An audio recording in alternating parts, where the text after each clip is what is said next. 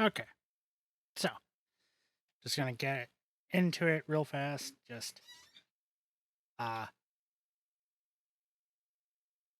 work's been kind of hell. We've been really busier than normal. Uh, so yeah, needing an extra day to relax yesterday. But I'm off tomorrow. Uh, off to can start streaming tonight. So yep, that's what we're gonna do. 100% what we're gonna do. Let us get into it.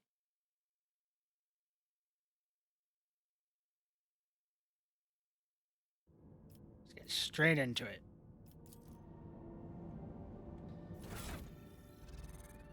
So we have a character.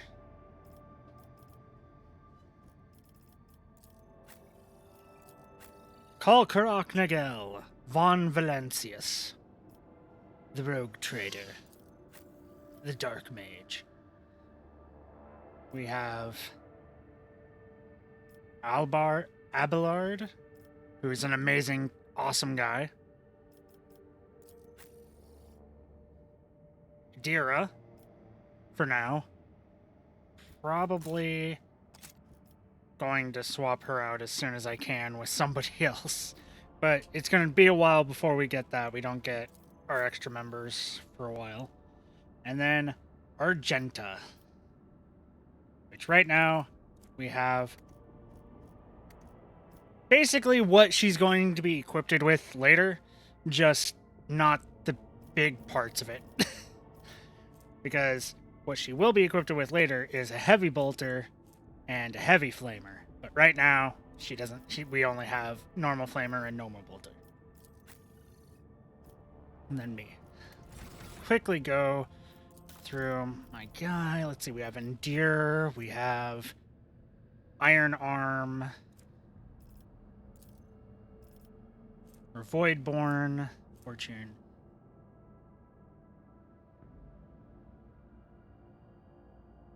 So we basically get 2 chances every time we fail a attack, dodge, parry, characteristic, or a skill check. And they have an extra blah, blah, blah, if they succeed. So that's good. We're a sanctioned psyker. Just re-going over this because it's been a while for me as well.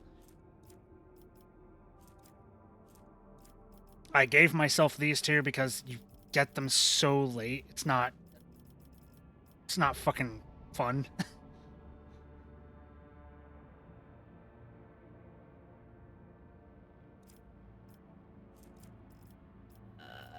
Archetypes. So it's warrior. Endure. That. Daring breach. Let's see. The next thing I'm gonna go for. Sadly, I'm still a level 0 psyker, so I can't really take anything like warp speed or anything like that because probably not going to take that almost ever. But invigorate would be good, warp speed would be good. This would be good.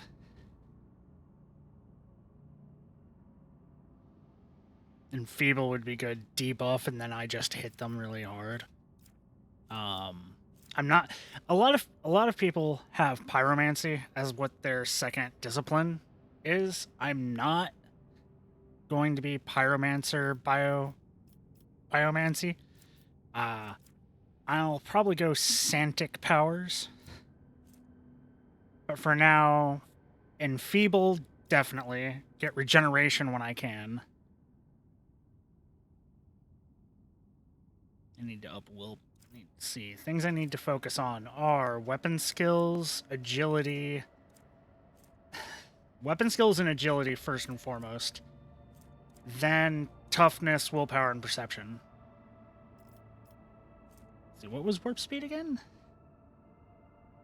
Oh god, yeah. And regeneration is until the end of combat.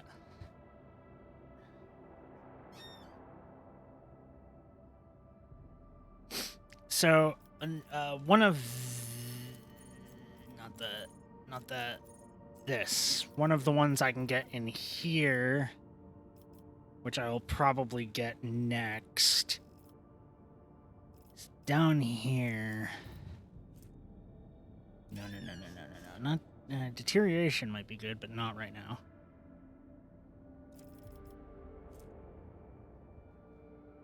This one, adrenaline surge. Well, all discipline things cost 1 less, which my iron arm spell is 1, so I can immediately just use that for free. And then a bunch of the other ones, they'll be cheaper. That's the plan. That is the plan for me. And just keep going that way. We're going dual weapon.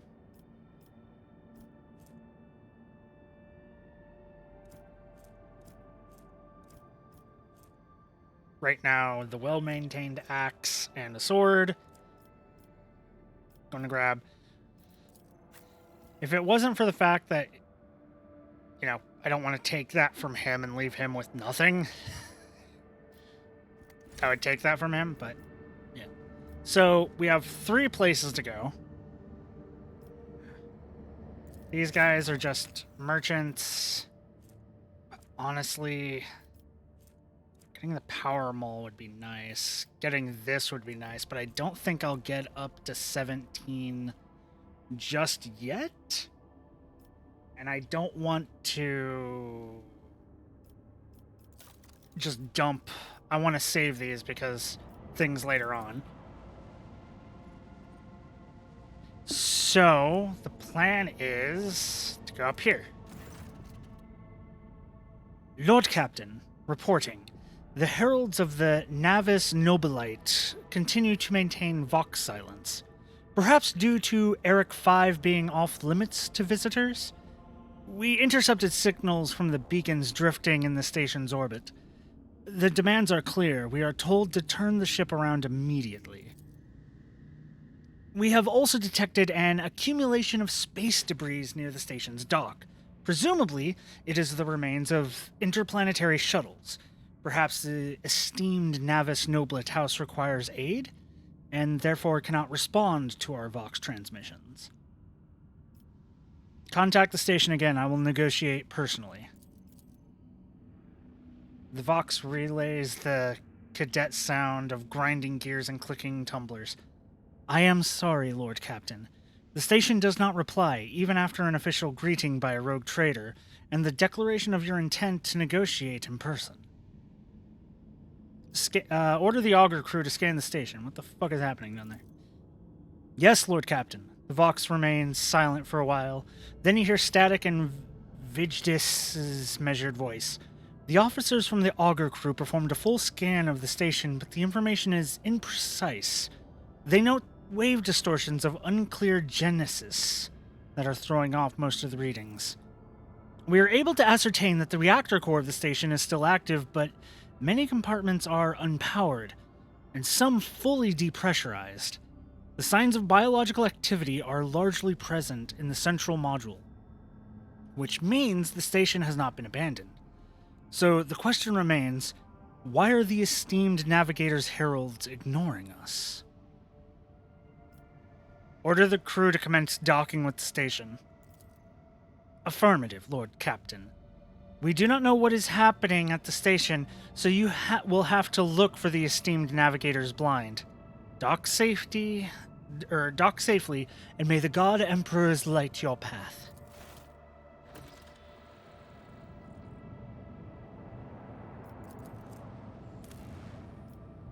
Begin scan.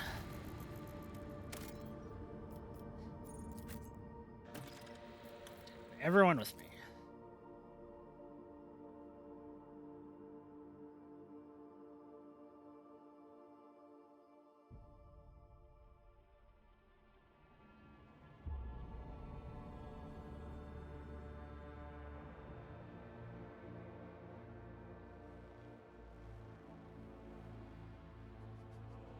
So I'm gonna be stuck in light armor because I need to pump dodge because I'm planning to go assassin. So I need to pump dodge. I need to just keep an eye on things and try to do better than I am on my personal game, which I did get farther, but I need to keep track of things and try to understand things a bit better in this. Such... Oh. You dare to argue with your master? It was not you whom I swore to serve within these walls. My lips are sealed. Confess. What was the old man's last command? What are you planning? Give up, Keeper. You have lost this battle. Again. We're getting nowhere with these ones, sir. Permission to execute them.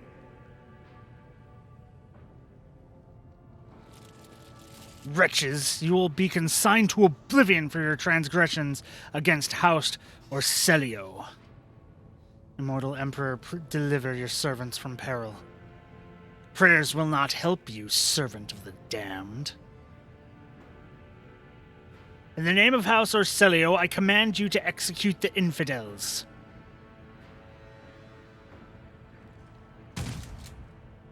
Pump shotgun.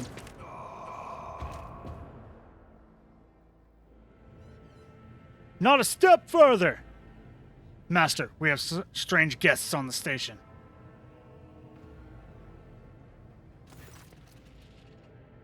A tall man stops you with a gesture when you approach. Blood is trickling down the pearly scales of his wary face, and not just his own blood.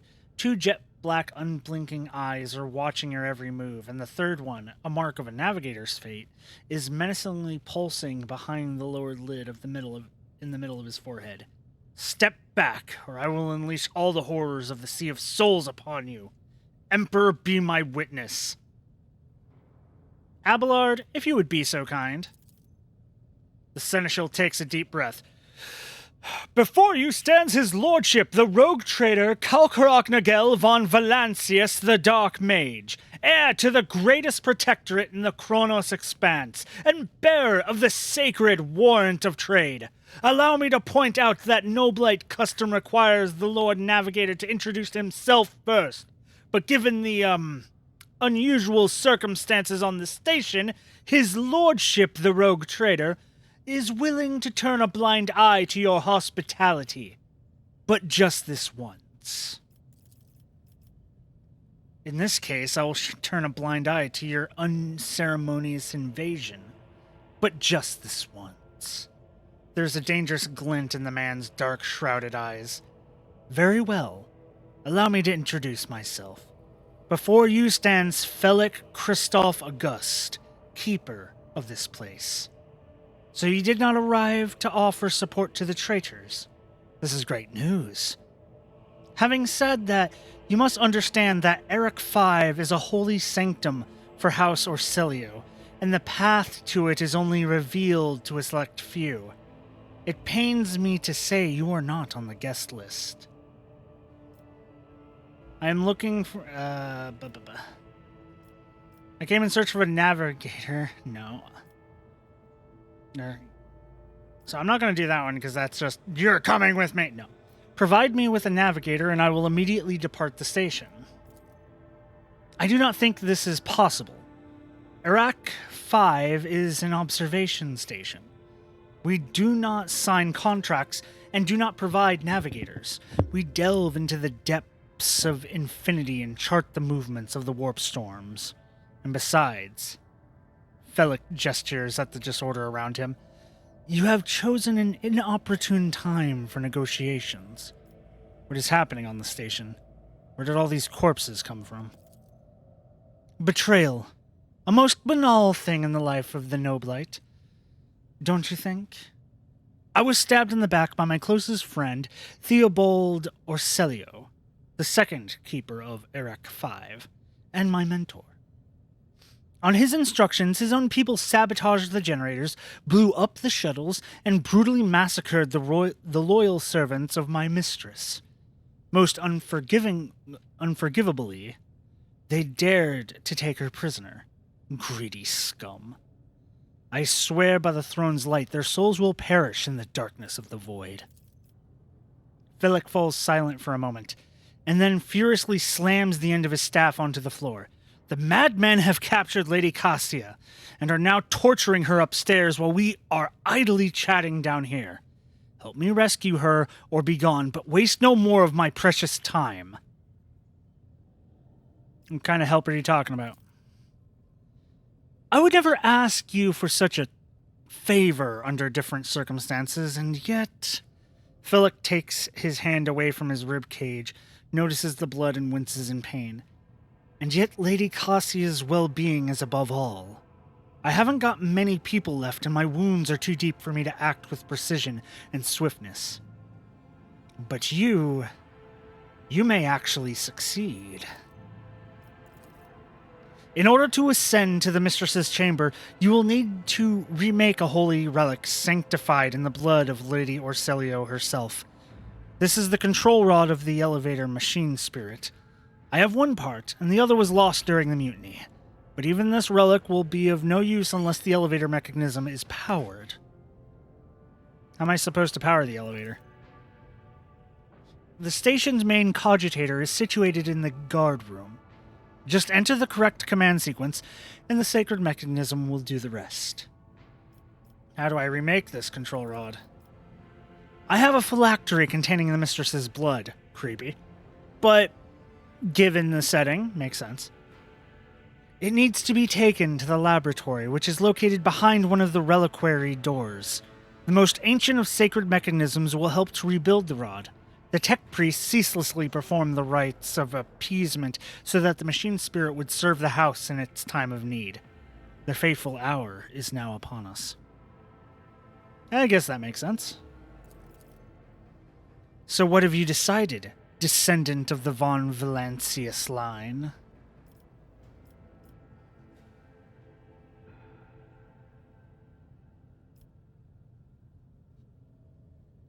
I will rescue your mistress, but in return, I require that House Orselio sign a contract with my protectorate. Felek replies sounds curt and tired. So be it. Hurry, the mistress's safety is all that matters. But should you fail, our arrangement is finished. If I fail, I'll be dead. So, no need to worry about that. The whispers told me how. The corpses were mauled by a force far beyond any mortal capacity. The faces are twisted in pain, and the hands are fused with improvised weapons, tools, scissors, and cutlery. White, bright, pure color, and it's all riddled with... horrible veins that carry the poison of fear and pain throughout its body. Who are you? Why are you crying? If the witch is talking about the enemies of humanity who set upon the abode of noble navigators, then our weapons will soon dispel their wicked misery. Yeah, okay. I think it's more... I think we're more climbing under than jumping over, but... I always have a backup plan. Pay attention. At the ready! The conspirators are trying to break through to the guard room. Yeah, just a second.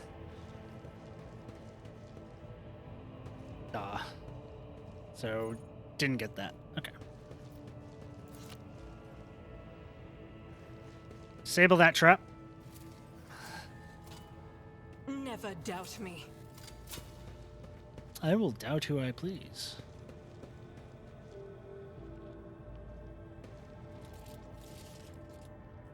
Stand firm! We must not let the miscreants defile House Orselio!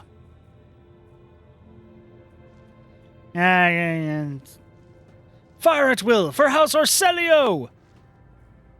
You will beg for mercy, but I will grant none. You dare cross the fearful?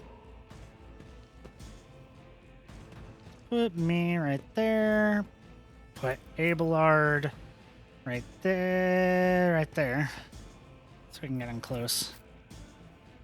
her right there, and her will go right there, and then move her up.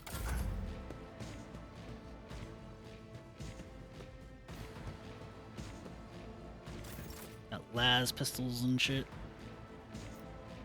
First off, iron arm. Second, charge. I can't charge because someone's in the way. Fine. I'm ready for Just whatever move up. comes.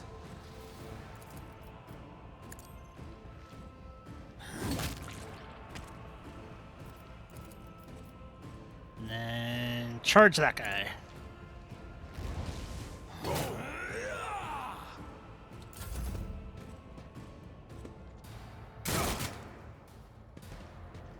You know, you're just gonna shoot your own. Ah, the friendly fire. Move there.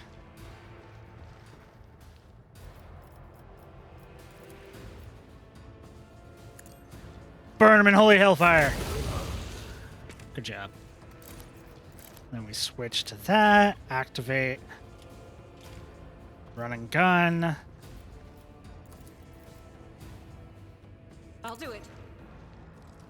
Your side, remember? Wow, Argenta. Wow. Your end was inevitable.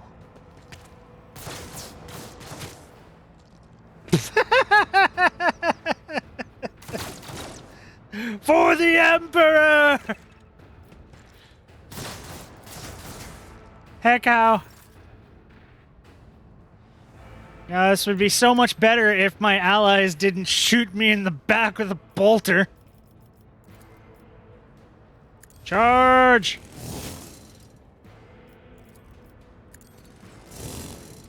Oh, he dodged. Asshole.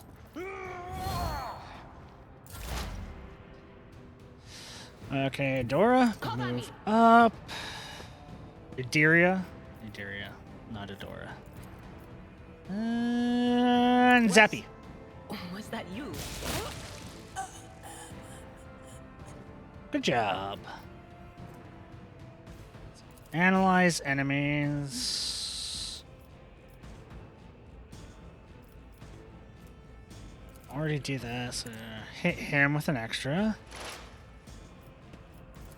And then hit him with precognition, forewarning. Ow!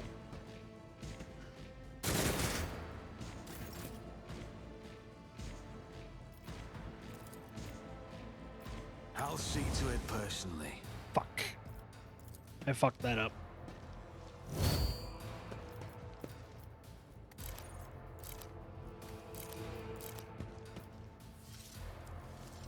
Yeah, I don't have enough for that. Okay.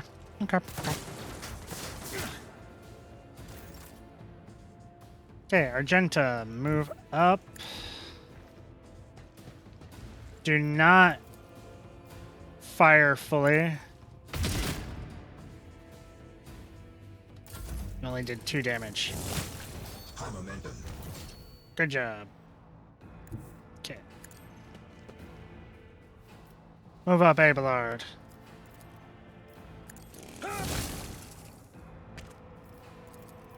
And then charge that asshole. Took care of this one. I will be acting like that once I get better shit. Go ahead and activate that, because that'll allow you to rush up to here. I've seen worse battles than this in my time. And then pistol shoot him. Good job. And then endure.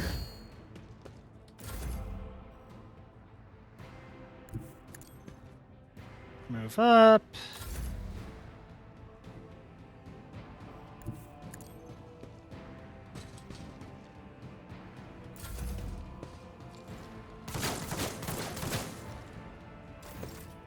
The best part about this game, in my opinion, or one of the best parts, is that Doubt is for the weak. any damage is like immediately healed after combat. Like you still get these like fresh injuries that you'd have to take care of if you take too much damage, like I did. But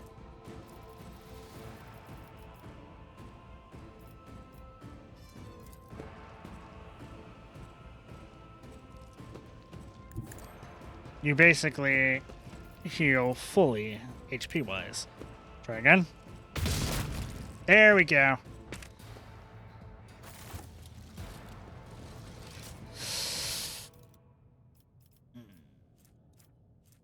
Take the sword just because.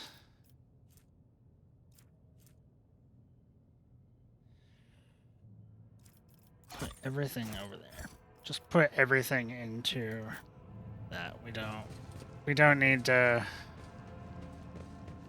worry about that too much right now. We're not going to find any good items in here, weapon-wise, at least not yet. Just as I planned. Most of these unfortunate souls took their own lives by slicing their guts wide open. Ugh. That's 40k, baby.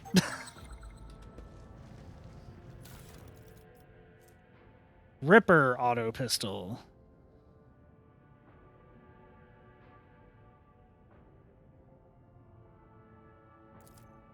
Wait, what is? Solid projectile weapons have an increased plus 50% over penetration. Twice. Is it supposed to have that twice?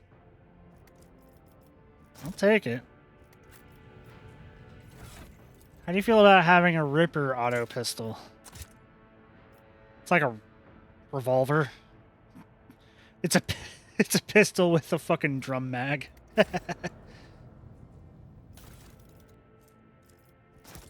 That's for special shit. I'm probably not going to do that because I never used.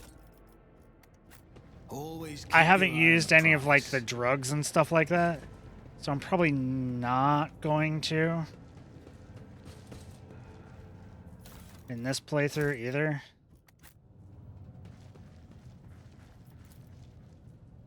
Statue of the famous Clexian sculptor and chronicler. What is that? Zacharias Vernon the Magnificent. The 23rd year of this millennium original. Yeah. All these things. Open the doors. Because I know there's shit in here. Those all can be put away.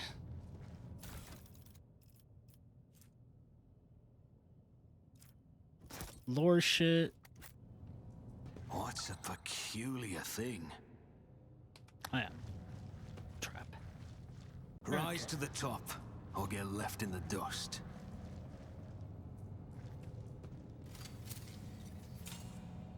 Duty prevails. Goods here. Grab those. Goods here. Alright.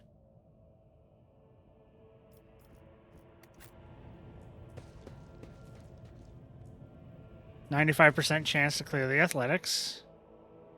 Clear that stuff out of the way. With some gloves. Persuasion.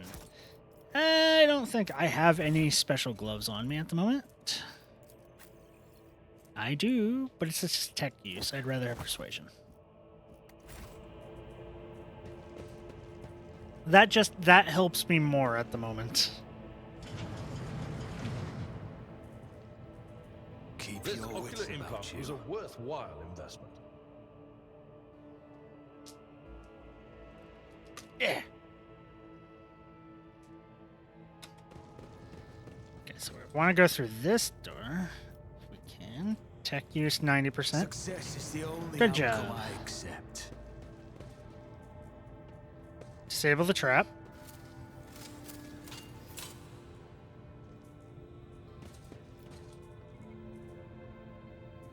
Did you hear the screams? Move! Sir, are you alright? We can't hear anything.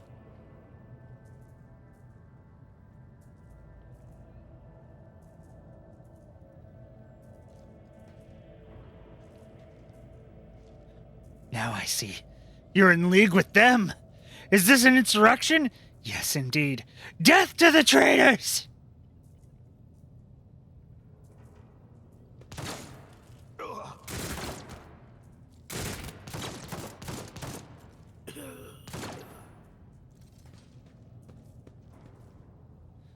I know.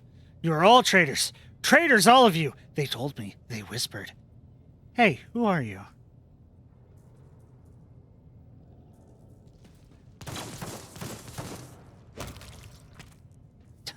Into the fire! That can actually happen. Because my sister of battle has a flamer. Not a heavy flamer. Not yet. But we will. When we can. She will have a heavy flamer. Insert other Space Marine game quotes here. Brother, I am taking to you. Mean like that?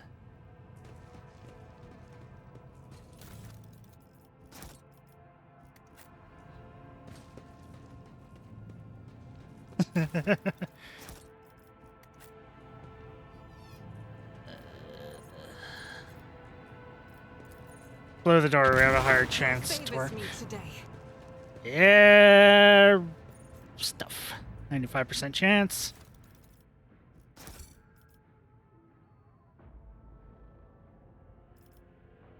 I might.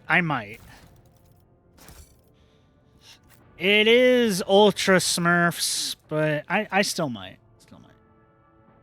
Light armor, 45% chance, but 20% armor. So, same dodge chance, but higher armor.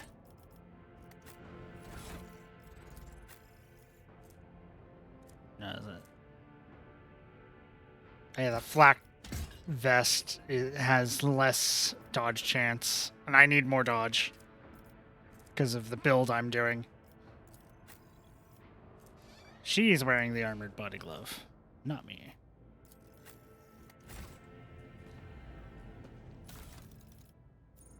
The Smurfs are fun now that Robuchi Girly Man has come back.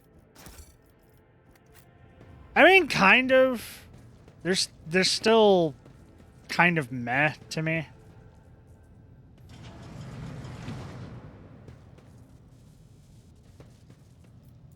Awaken the Cogitator Spirit. The Cogitator's vid screen is covered in cracks and stained with dried blood. They're the ultra depressed now. That's everyone in 40k though, except the Harlequins. I should play Dawn of War or some of those games because I have a couple Dawn of War ones. I have Soulstorm and Dark Crusade. I could just play Dawn of War 2.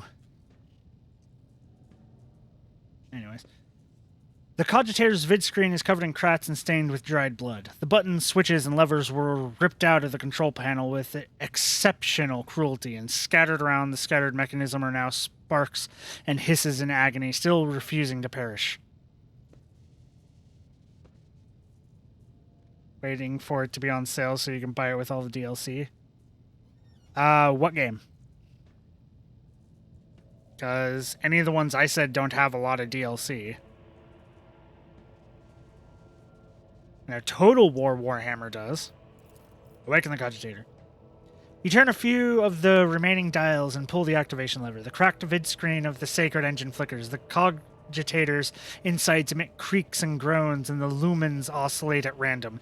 It takes a while, but eventually the machine's spirit do grant you access to the Cogitator system. Dawn of War. There's not really DLC. There's... Sound's gonna go away because I'm gonna look at this up right now. Because, like, Dark Crusade, Soulstorm, and all of them are...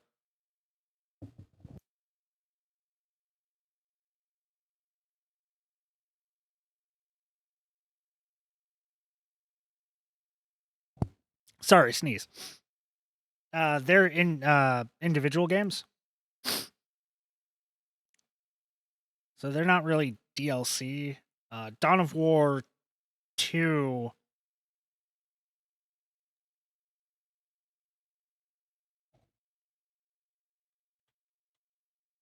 Oh, come on. Dawn of War 2 only Retribution has DLC. Base Dawn of War 2 and Dawn of War 2 Chaos Rising, which two really good games right there. The Dawn of War 2 and the air quote expansion Chaos Rising. I have not touched Dawn of War 3. I don't think I will. Just personally, not interested.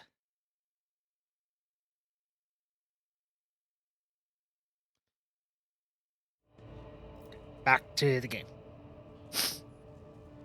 Okay, so let's see. And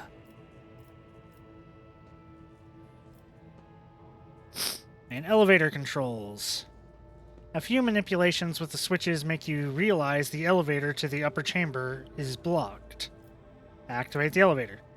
Process query confirmed. Learn to list of available commands. Switch to the main chamber controls. The cogs within the sacred mechanism slowly start turning with heavy grinding and clacking. The tired machine spirit grants you access to the station controls, or at least its parts that still obey the cogitator. Open all the doors to the level. The cogitator's vid screen goes dark as if the machine spirit has fled their mechanical casket, but your assumption is incorrect, as it fills with static just a few moments later. You can barely make out the inscription amidst the flow of rapidly changing systems. Warning, data corrupted, processing, error! 01000 is required. That one? Nope. Doors already open. That one. Ah, there we go. I knew it was one of the lower ones.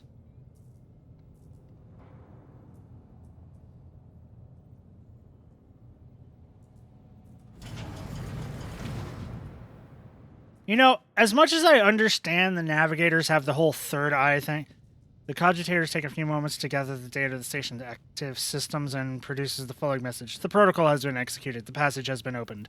Thank you. Goodbye. Examine the log. The archive data stored in the cogitator's local data crypt is partially corrupted, but you still manage to access the residual logs. Vox report. The Vox recording hisses for some time before you hear a voice. This is Officer A282. Do you copy? Several generators overheated in the lower levels. Chambers A to D are unpowered. The tech priest crew sent to investigate the problem is not responding. Requesting back... The officer's speech is interrupted by shouting, and the recording abruptly ends.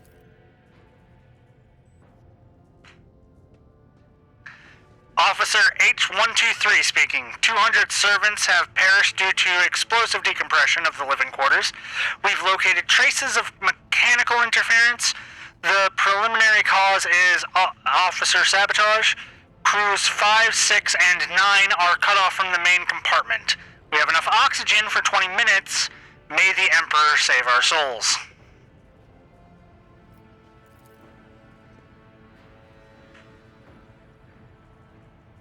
Senior station officers, this is the captain speaking. We attempted to contact the Winter Scale Scion for help, but something is jamming the signal.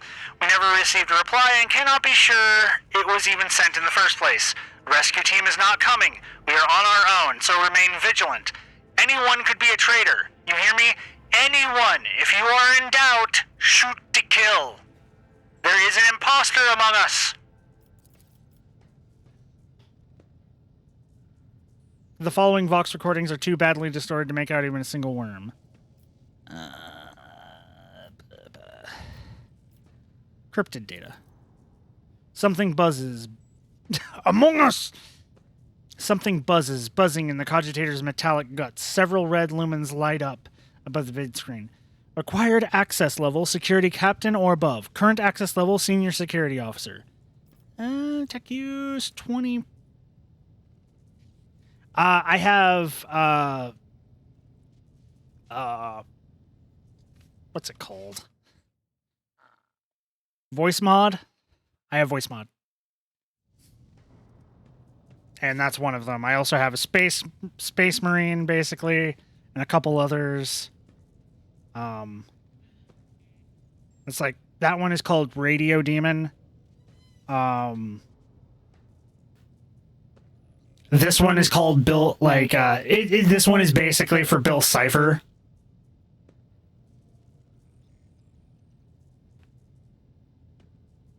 Need to teach you how to use it? You literally just, it's easiest if you have a stream deck, for the button pressing, but all you have to do is just download voice mod. It is a program.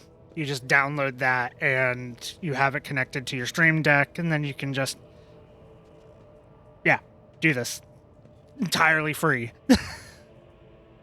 I mean, you can buy and pay for special things and whatnot, but I just use the free shit. It has enough. Okay, break through the Machine Guardian's defenses. You easily bypass the restriction imposed on the Sacred Machine. The Cogitator's overloaded processor whirs unhappily. Most of the encrypted data has been wiped. You find traces of the Purge protocol. Recovery is impossible, but a list of the most recent commands have been embedded in the machine spirit's consciousness, now flitting across the screen in a single creeping line. Child, delete, pick, flow, disabled, access code, annul, station, controls, delete, activate, shuttle, self-destruct, purge, command log. Suspicious. Exploring the archives for a while longer yields a surviving excerpt from the guard captain's report, mentioning that the security system had recently been reconfigured without his knowledge. His comment reads, "Only the keepers of the station have access to the life support systems. But Keeper Theobald had not left the child's side, and neither had I. Could it have been that... Could it be that asshole..." Yeah, he's lying to me. I figured. Turn to the list of available commands, step away from the cogitator. You thank the machine spirits and rest the operating protocol. Make sure to always thank your computer when you turn it off. Is there money to be made? To the door. What's happening in here?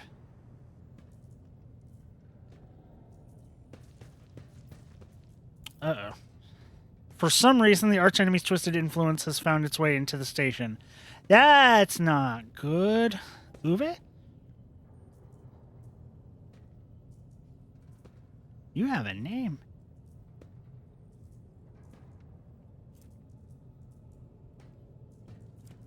He gave me a rough bloody sketch. A crumpled sheet of paper with a drawing of a tall woman and a dark-eyed monster, painted with fresh blood. Huh. Okay. Okay, everything will be fine. Just, uh-oh. Too many voices, I can hear their rage. The door is open. Come and avenge us, they say.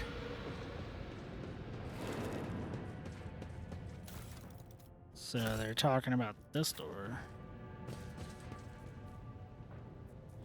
Loot!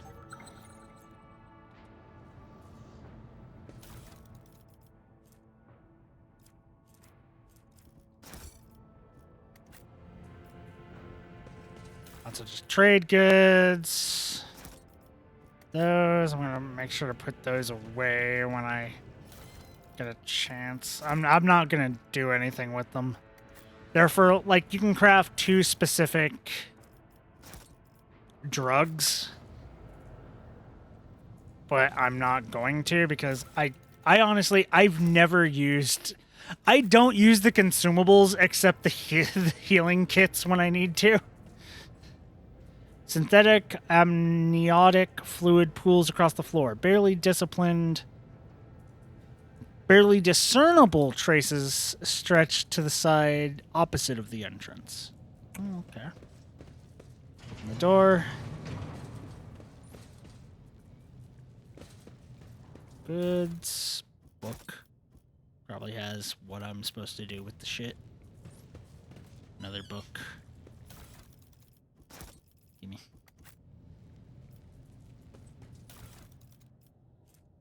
Adamantite. Yes, gimme. Lady Cassia's Medicae? They all just lost their minds. Please don't kill me. I'm not here for you. Here, make the control rod.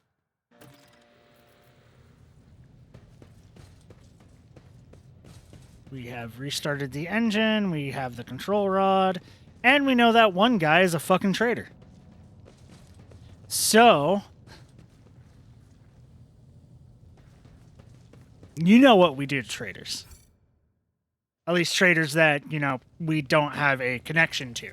Because sometimes people can make mistakes. Compared to naval Two-strike service, rule. That was barely a challenge. But against somebody that I do not know and have no connection to, yeah, you don't get 2 strikes. Philek Orcelio looks a little better. His tangled hair is now neatly braided, his wounds are tightly bandaged, and there is some healthy color under the scales on his cheeks. You dealt with the threat and powered the elevator. Well done. I trust you brought the activation rod as well? Remember, every second of hesitation may cost my mistress her life. Idira suddenly cocks her head and drives her nails deep into her shoulder. Then she starts mumbling. The crossroads. There are 2 paths. There are 2 paths. Paths. Both stained with blood. Both leading to the accursed eye.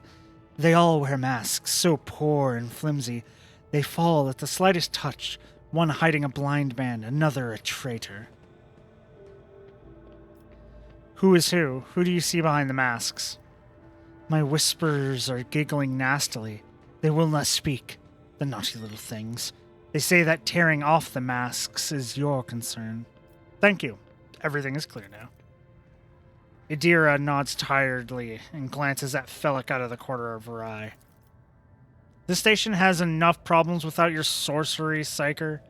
Felix waves Idira off and looks at you expectantly. I have many questions regarding what happened on the station.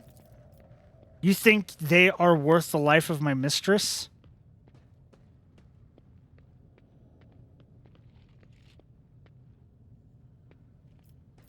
The servants alone cannot be blamed for what happened on the station. Most corpses I discovered were either unarmed or feeble.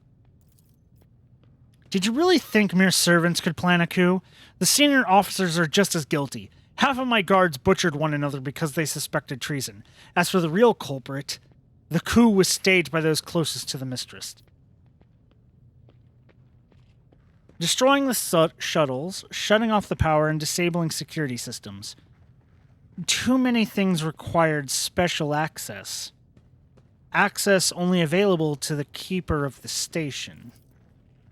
As I'm sure you are aware, there are 2 keepers of the station. Your guess is absolutely correct. Theobald Orcelio, the demented old man, obsessed with Lady Cassia and her power. And also the one to blame for the woes that have befallen Iraq 5 and our noble line.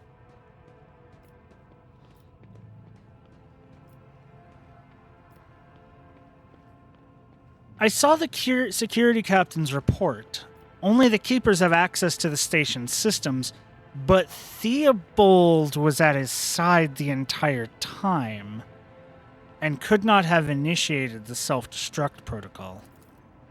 Which means he did it before the report was filed, or maybe after, or... Felix's stern face twists in disgust. You dare suspect me of what happened? The one who is going out of his way to preserve what little there is still left? By the God, Emperor, you will keep these slanderous accusations to yourself. I listened to a recording of a private conversation between the station's officers. You were very lenient towards them, purposefully neglecting the security protocols. I was lenient, this is true, and in the end I paid a steep price for it. Just look at the destruction around us. The insurgents have left with almost nothing of my home. Enough lies, Felix. I'm certain that you are the one behind this coup. I suppose it is time to remove my mask. Congratulations. You've got me. But did you really expect me to be sincere this entire time? To welcome you with open arms? An ally of Tisphone and her monster? The accursed child who has tormented the navigators of House Orsilio for years? Don't make me laugh. You arrived to help her completely destroy our house, and I cannot let it happen. You'll pay for with your lives for your life. With your life. Felix squares his shoulders and gestures to his guards. I fear no threats from your kind, for I have never felt safe with a monster at the heart of my house. Now fall! I'll make an example out of you! None of you shall survive! You go there, and you go there. And you two are right next to people, so stay there. You... shoot that way.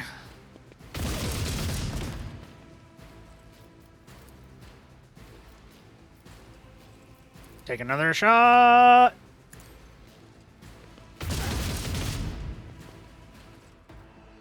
Okay. Two half damages. Not bad, not bad.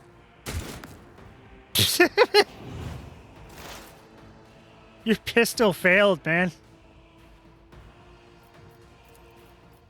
You suck. Let's see, I could potentially... I don't want to do that. There... I could hit those, lower those. No, hit those, kill secure.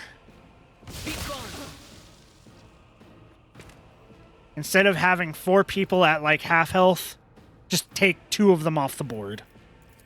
And then buff you.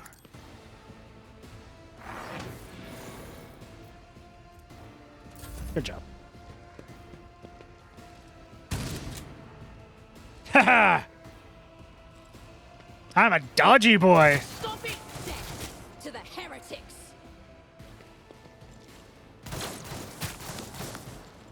Oh no, I got hit for 0. How dare they? Chainsword.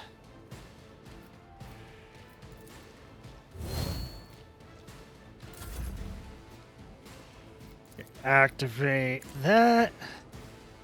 So I have do a bit more damage, and then charge!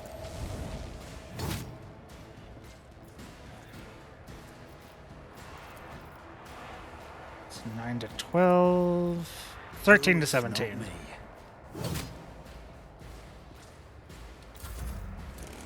One fewer target.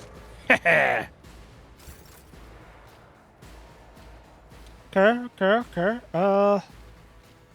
See, if I go there, I'm not going to be able to shoot. That guy is going to be a problem. Argenta, go there and burst. Oh, that was a horrible burst.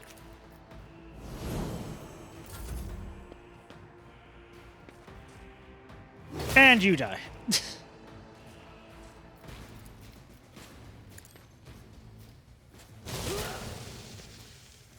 And that, and then give you that so you can hopefully dodge a bit, because that increases dodge, right? Dodge and parry by 10% until the end of battle. Oh! That just stays on. That's actually really good. You just kill. I love it. Oh no. Okay, Adira, that doesn't seem good, but just trust me. Trust me. Trust me. It will be done. Trust me. It'll be fine. An exemplary strike. Trust me. Move there.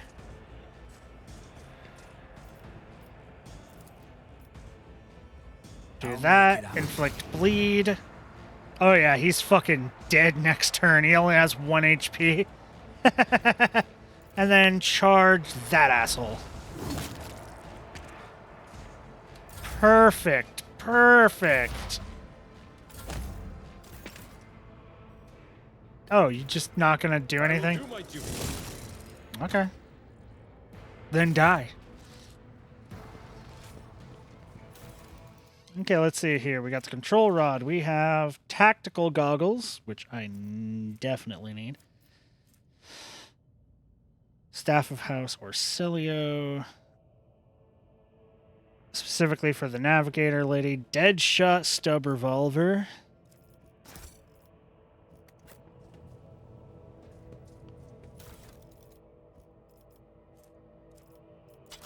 Okay, everything now is going into my trade shit.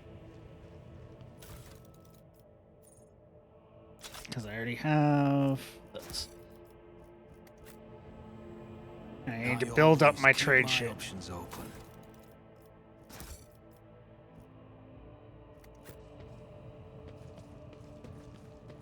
Let's see here.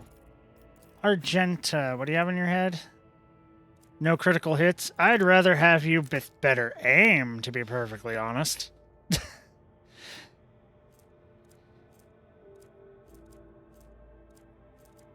I think this was supposed to turn into this.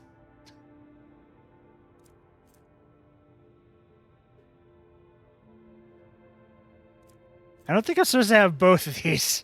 I think that's a glitch.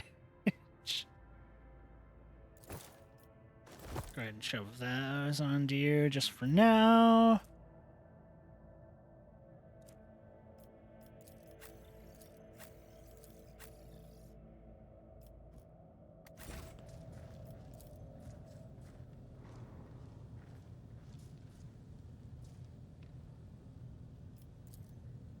To go up and get girlfriend number 1.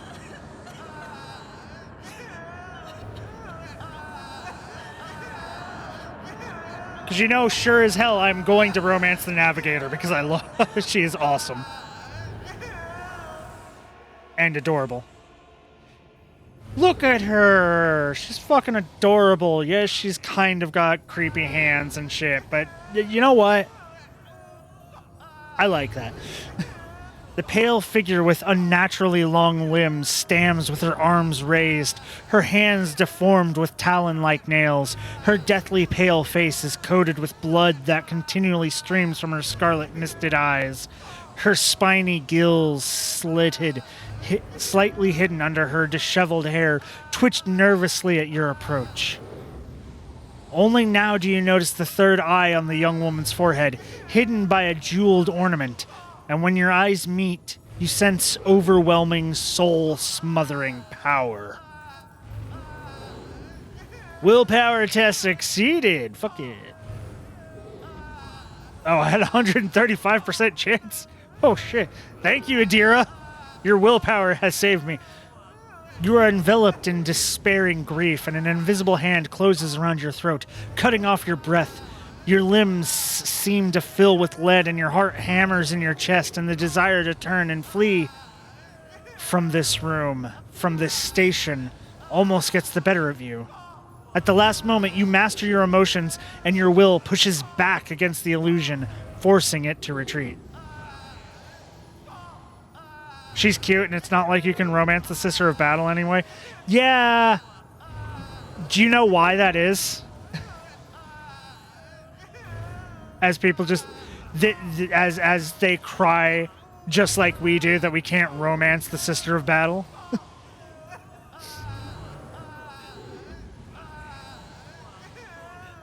I'm going for both. What you don't understand...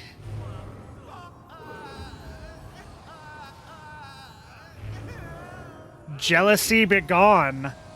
Allow multiple romances at the same time. Games Workshop said they couldn't Because apparently they were going to have the Sister of Battle be a romance option, and then Games Workshop said, nope.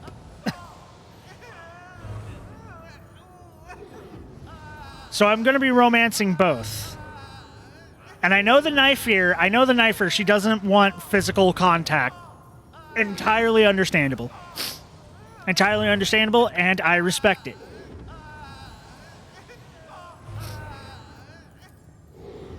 Adira emits something between a moan and a drawn-out whimper. Ow, ow, ow! As if my own little pals weren't bad enough, now this one's barging into my head.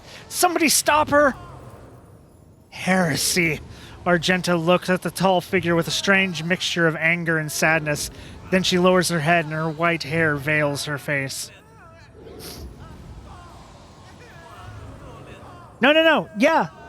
Yeah, no, it's because Games Workshop's constantly contradicting themselves, and also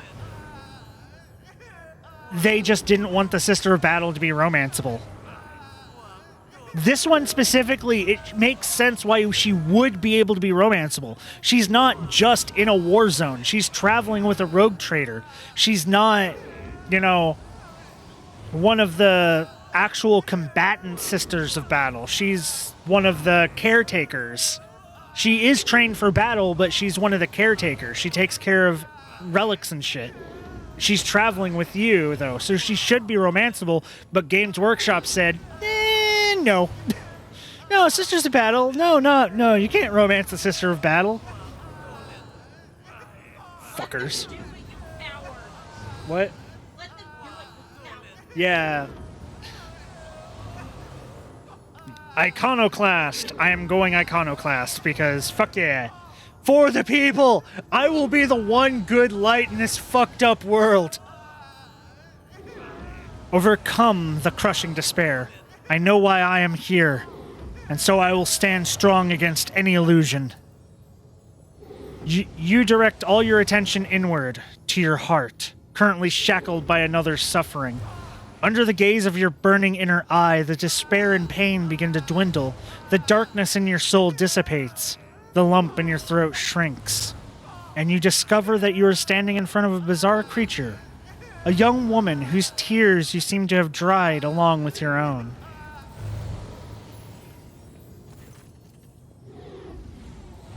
She wearily shakes her head and lets out a drawn-out sound similar to both a sob and a howl of a small, wounded animal. What is happening? Was someone calling my name? Are all the betrayers dead already? And you? Who are you? Call Karak Nagal von Valencius. It is a pleasure to make your acquaintance. Unease settles over her features, and she nods cautiously. Pardon my manners, Kalkrok Nagel. I did not expect to make such a gracious acquaintance in such a time of great sorrow for our house. What is this? I feel faint. The heavy-set old man who has been kneeling nearby erupts into low sobs. His eyes, swollen from crying, darts desperately around the room, as though the veil of ignorance has been ripped away from them. The child! Lady Cassia! Where are you? Sacred child? Throne preserve! Despite his venerable age, the Navigator leaps up and rushes to the young woman's side. You! The old man shifts, revealing his face to you. It is threaded with jet-black veins, and his bulging, milky eyes bear a striking resemblance to those of a dead fish. A sickly sweet scent assaults your nostrils, as if the old man's flesh is rotting inside his decaying husk. My eyes fail me, for they are unable to make you out as either enemy or ally. I'm warning you. One wrong move will bring the wrath of House Orselio down upon your head. Watch out, Lord Captain. This one's so deranged it's making the Whispers shriek like crazy. He might just open that eye of his. Threatening the head of the dynasty is a grave offense, esteemed whoever you are. Abelard places a hand on his weapon.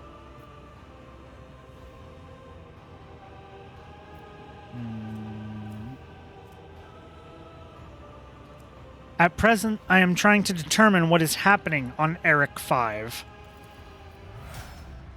I'll grant that you do not look like pirates who have come to covet the riches of a wrecked station, or like scoundrels in Felix service. So who are you? Kalkarok Nagel von Valencius, the Dark Mage. Rogue traitor. Another rogue traitor in our corner of the galaxy. How interesting. Your kind always makes an appearance in desperate times, ready to cut a deal that benefits one side alone. Given that you have not so far drawn your weapons, your intentions are probably peaceful. And so our House Orselio now asks a service of you. Save the life of the child in exchange for future cooperation. Do not hurry to answer. Think on it. You can make yourself an ally or an enemy of our house today. You decide. What is the curse that has taken hold of everyone in this room? Theobald frowns. Curse. You do not understand the sacred gift given to our child. When the child is sad, we all weep. When the child smiles, we all laugh giddily. And if the child wants blood, the world turns crimson. The child's will is the will of the great Tisiphone, for she is the heir of House Orselio. And they call me dangerous with my witchcraft, Idira mutters under her breath. What service do you ask of me? Hope glimmers in the Navigator's milky eyes. Save the sacred child. Take her away from the station. I fear I do not have long left. A bluish rivulet trickles down the man's chin, and he wipes the mutated blood briskly away with his sleeve. You glimpse strange burns covering his flesh under his clothing. The slightest movement must cause him unbearable pain. Save the child and deliver her safely to Regent Arronto, acting head of House Orselio in the Kronos Expanse. Rest assured that the reward will be worth your effort. I know we came here for a navigator, but after everything we've seen, I've got some reservations about this girl. Argenta looks at Cassia, and a painful furrow appears on her brow. Such a fragile thing with such a heavy burden upon her shoulders. I believe I have made my decision. Is that so? Please share your thoughts. She will come with me. Good. That is good. The old man nervously licks his lips. But do allow us to say our proper farewells. Of course.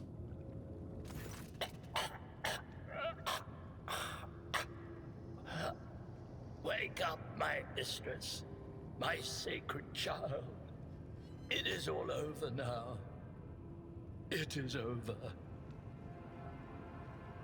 Such a weird headdress they wear. What happened? You. I remember you. Have you come to save us? Child, please, listen to me very carefully. One last time. You will now embark on a voyage with this lord to rejoin the house and its regent in the Corollas Expanse.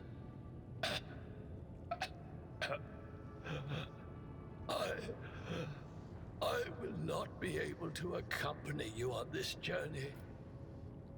No, not you too. Don't leave me alone in this violet-brown haze. You're coming with me. Your mistress is giving you an order. Do you hear me? A hot wave of despair that is not yours washes over you. Your palms sweat and your heart freezes in panic. Mistress, I fear this will be your only order that I dare to disobey. I am the keeper of Yurak 5, and alas, I have less than a day in me. Allow me to serve you one last time and honor my final duty to House Orselio. I will remain on the station and destroy the secrets it holds. Oh, Theobald.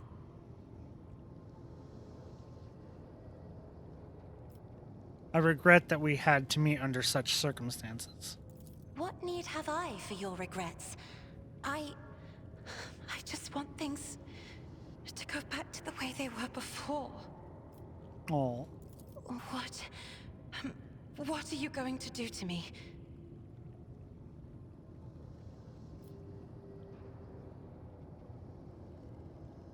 Lady Cassia, I, Kalkarok Nagel von Valancius, the Dark Mage, road traitor of the Imperium of Man, offer you my protection, and grant you shelter aboard my vessel. Theobald Orselio nods slowly. Do not fear what is to come, child. You are ready to guide any vessel. I know this because I taught you myself. And it is difficult to imagine more worthy company than a rogue trader. But remember, your safety is of paramount importance. Get to the Great Regent and fulfill your destiny. I beg your pardon, but what about my servants? Yurak 5 is still full of people loyal to House Orselio. All who can be saved will be given succor on board my ship. The Lady Navigator ponders your words for a short while. As a Lady Navigator of House Orselio, I accept your gracious offer of protection. Please, take me to your vessel. I can no longer bear the pain of this place. I like her. She's great. And now we just leave the station. Oh, we got levels up. I will definitely do that in a second. I want to make sure. There's a goods over here. Haha. Yes, trade goods. Okay, so now we level up. Okay, so new thing.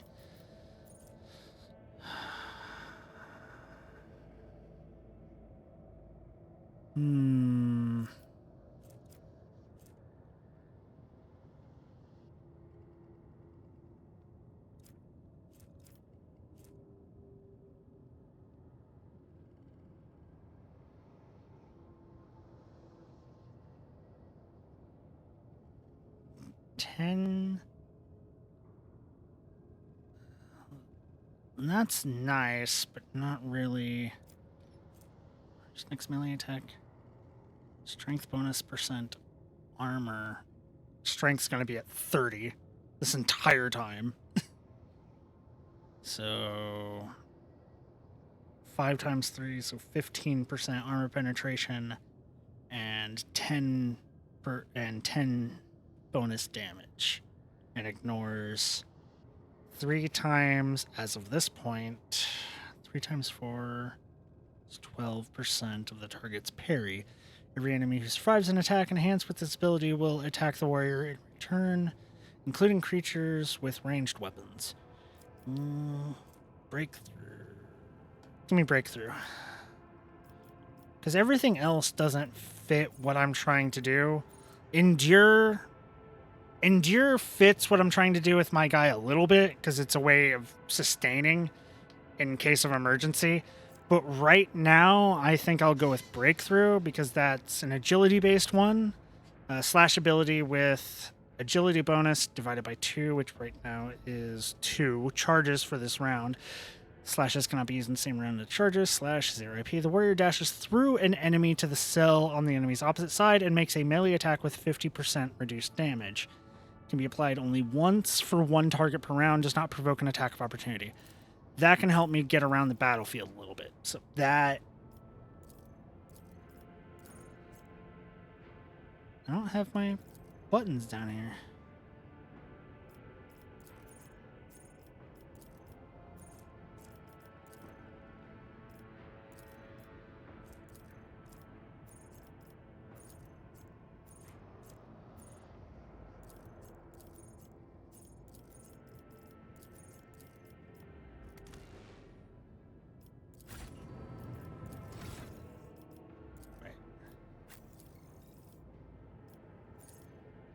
It did him.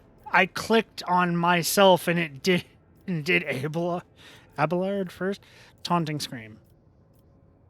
Definitely. And Karos. Now go over to me.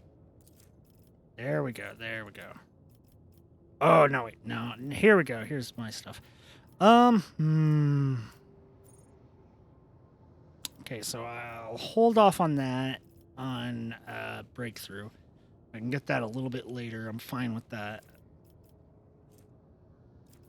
So either I can grab Enfeeble right now.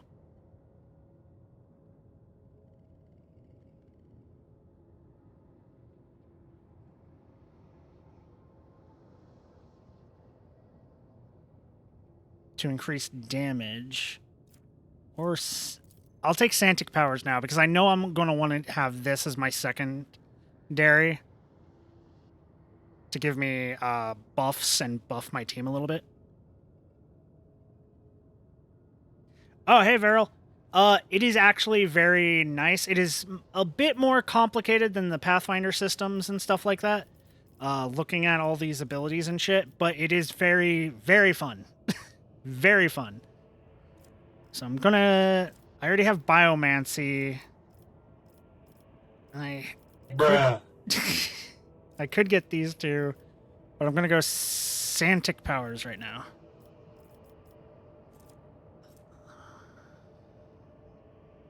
Don't want Athletics. Could go Coercion, but Carouse to give myself more buff against negative effects. My second, haven't done that in a while. Yeah, I understand. Okay, Psyker Lady. Let's go down here. These are all your specials. Shit. First Psychic power to use each turn increases Veil Degradation by only 2. Subtle Manipulation. Second can use a damage. Strategy, Cotton. Let's see if it pays off for him. Psyker's not in line of sight. Or the Psyker doesn't cover all resistance tests of the target are 4 plus 4, so -8 penalty for their test. I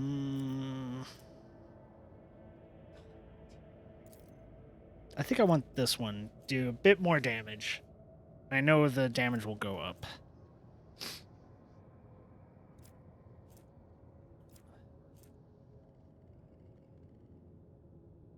Oh, no. I want this one. Because, yeah, right now I'm using her as a buffer.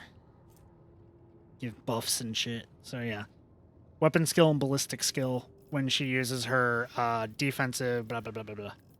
Yeah, definitely do that. And then... willpower. Boop. Just add 50 extra bits. Sister of Battle. Sadly can't romance her, but you can romance the Navigator. And she is fucking great. She is powerful. Shit. I love her. Ballistic skill. Okay, so rapid fire. Want to get that as early as possible because... yeah.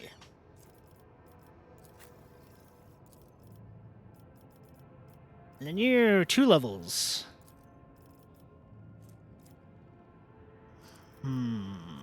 Willpower. And we're going to focus on your specifically these things, Navigator abilities.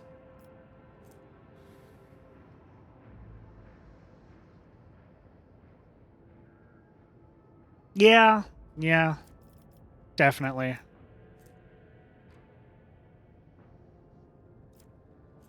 Never gains 5 villages. Talent and Navigator power taken. Not right now. Resistance test.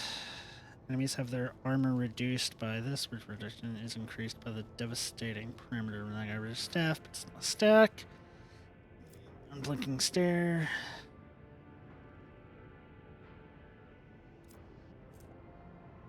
Resistance test. Don't have a thing that moves them. So for this character, I'm a psyker. Strange vitality. Let's just make sure she can...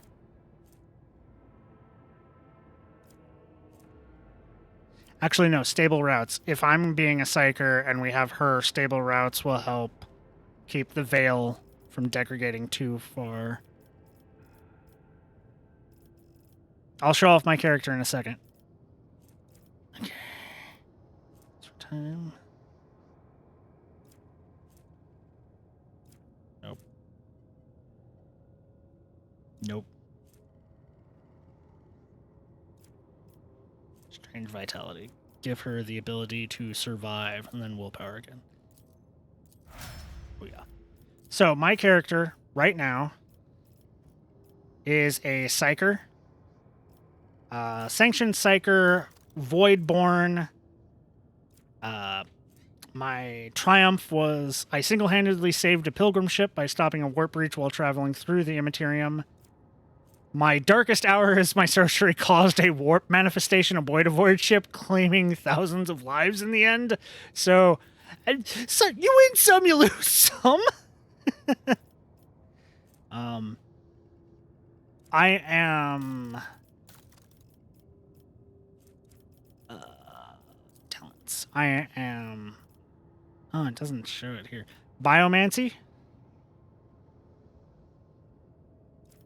Either that or it was two different ships. It just happened twice. Okay. Varel, judge me all you want. I don't give a shit right now. Eldar and Dark Eldar weaponry, I cheated to give myself these two talents right now because you get them like 5+ levels. You get the weaponry before you can even take the trait, because you have to be level 22 to take the traits. And bleh. Or the reason you saved them is because it was your fault to begin with. Probably a lot dead, and then I saved them. Yeah, we can go with that. We can go with that. So I cheated to give myself these, but those are the only two things I've cheated on. That's it. Because that just annoys the fuck out of me that there is a level requirement. There's already a requirement that you have to take Xenos... George, there is a requirement that you have to take a level of Xenos lore to take them, and I will take one when I get a chance, just to, you know, basically make it so that makes a little bit of sense. But the fact that it's capped at a level 22 when they give you fucking Eldar weaponry well before you hit level 22. And yes, you get one Eldar companion, but you get melee Eldar weaponry. She's a ranged sniper. She doesn't use that shit.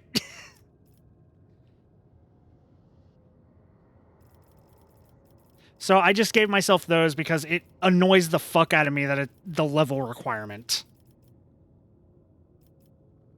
But everything, that's all I can do. Can you not play an Eldar? No, you cannot play an Eldar. You're always going to be a human. Your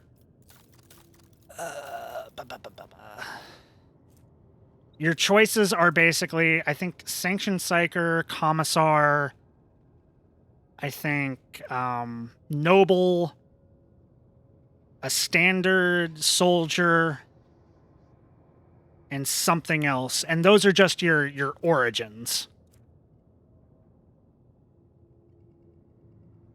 But it's Rogue Trader. Part of that is being able to play Xeno. You do get a Xeno companion. You get 2 Xenos companions.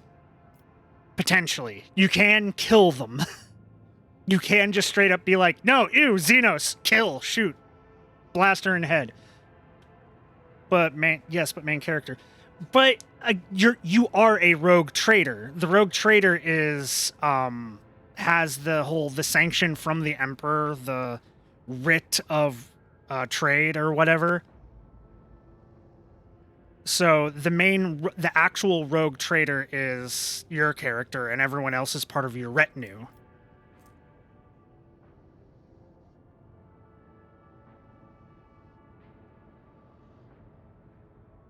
It's like, we have a Sister of Battle here.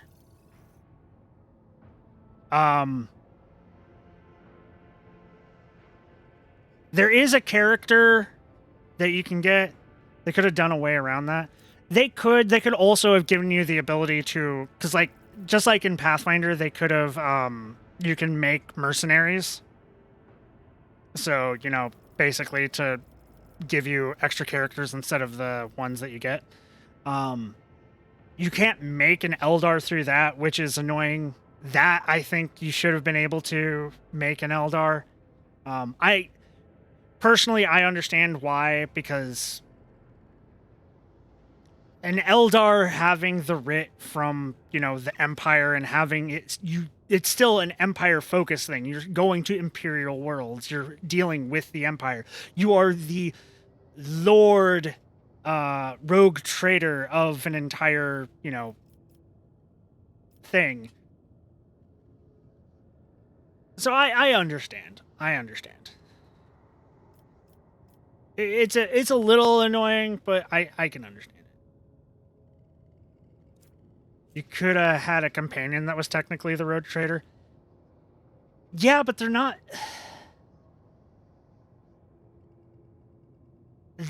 Yeah, but in that case, the game wouldn't be called Rogue Trader, because the core isn't the Rogue Trader. The core is you going through stuff. If the Rogue Trader is the core focus, they would be the main character. Rogue Trader is the system. Yeah, I know Rogue Trader is like the system that they use as well, but in this you are playing the Rogue Trader. That's the point of it. Exceed the Lord is Rogue Gilliman. Totally unrelated to a certain Primarch and Elf. Ah. I know Rogue Trader is the system, but they're making it so that you are playing the Rogue Trader. That is like the overarching story, is you inherited the Rogue Trader. You inherited the title, and now you've got to deal with this shit. This is a downloaded picture, by the way. I went to the Nexus and got extra things. But yeah, I am a warrior right now. I am going 2-weapon fighting. I just have this on just in case I need to use a ranged. I can swap to it and use the lightning bolt, because that is actually pretty good. I might have it. I know you can get some staffs with like buffs later on. Also Inquisition. But yeah, I'm going 2-weapon fighting using two melees. And I'm going to be going Assassin as my extra archetype, because as a warrior, I could either go Arch Militant, which you're supposed to use 2 different things. Oh, that was nice of you, Veril. I could go Vanguard, which is a defensive thing, which I'm not doing, but I'm giving that to my bro, fucking Abelard. And Assassin, which is, yeah. So I'm going to be fucking 2-weapon fighting, dashing around the battlefield, just hitting people with swords.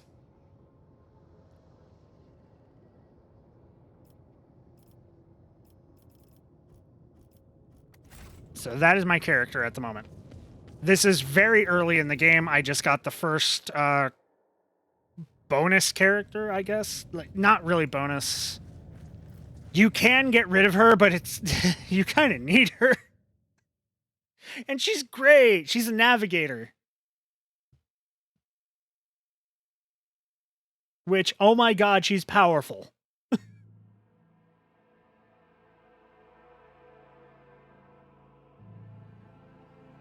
There's another cheat I might do, which is just to get myself a bit more, because I don't like the space combat, but I'll not touch it unless I get stuck on it and it gets really difficult for me. I have space combat set to easy, so hopefully it won't get too bad, but if If it gets to a point where I'm like, oh my god, I can't do this because fuck this system. Multiple plans, like management shit. Okay, so you have your ship, and you can walk around it and do things on it. Now look at what you've done. You've made me turn my chair. You go to the different planets. You actually do warp jumps to different systems. You get Navigator, I forget what it's called, but a thing to basically, you can either make the warp jump safer or keep it unsafe.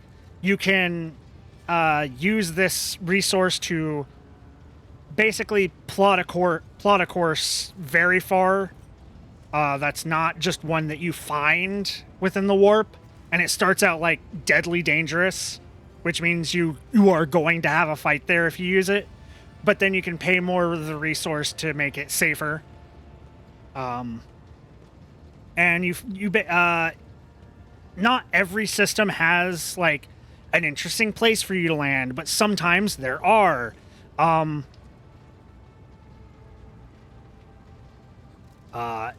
Sometimes the places have interesting things. I landed on one planet and it had like a Nurgle infestation. And it was just a small little mini dungeon that was a Nurgle infestation that I had to deal with. And but you do also have your core planets that you go to, ones with bigger dungeons or ones with actual big story plot stuff.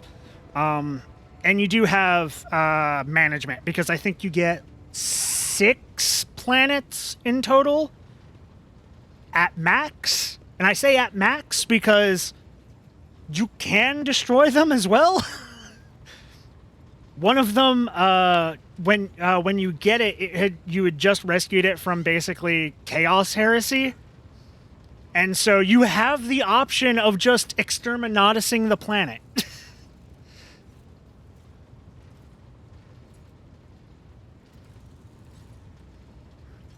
Yep, you can do that. You can 100% do that and lose the entire planet. Your entire manufacturing planet. You could just wipe it out of the galaxy. You no longer have things to do there. Any bonuses, any buffs, any items you could have gotten and story stuff from trying to rebuild it, gone. You just fucking nuke that shit. You have three, what is it called? A Grey Knight-esque run. So you're going to go Dogmatic. Which Dogmatic is the, it's basically the good, evil, neutral. I can't think of the word right now. I hate my brain. But basically you can go Dogmatic, which is like heavily into the God Emperor religious aspect of it. You can go Heretic, or you could go Iconoclast. And you can do a little bit of everything, but once you get one up to a certain point, the others, you cannot get past that point. You basically have hard-locked yourself into that, and everything else you can still bump up, but they won't go past it. And you get certain buffs for them as well. I am going to be focusing on Iconoclast because, fuck it, I'm going to be a beacon of light in this dark, fucked planet, fucked galaxy. As much of a light as I am allowed to be. Because even with me being a light, there is a lot of dark shit I'm gonna have to do. Lord Captain, Lady Navigator, welcome aboard. The Sanctum Navis has been prepared for the communion ritual, but if the Lady Navigator wishes to rest in her quarters first... I wish that you could go Imperial Truth, be an edgy atheist just like Big E. Yes! Sadly, that's considered heresy unless you're like a Primarch. That is considered heresy. You have to be very special to get away with it, which, as a rogue trader, you are. Though, there is even stuff that a rogue trader can't get away with.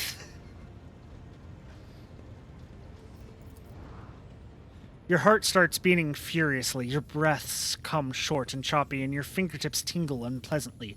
You notice that Vijdis is shivering slightly, and the crew are glancing around in puzzlement, searching for the source of the sudden wave of unease.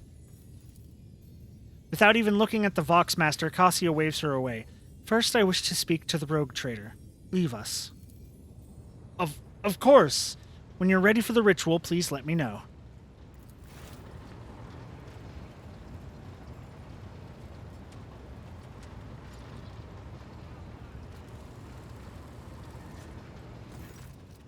Cassia sweeps her pensive gaze over Vijdis, then, lowering her lashes slightly, turns to you.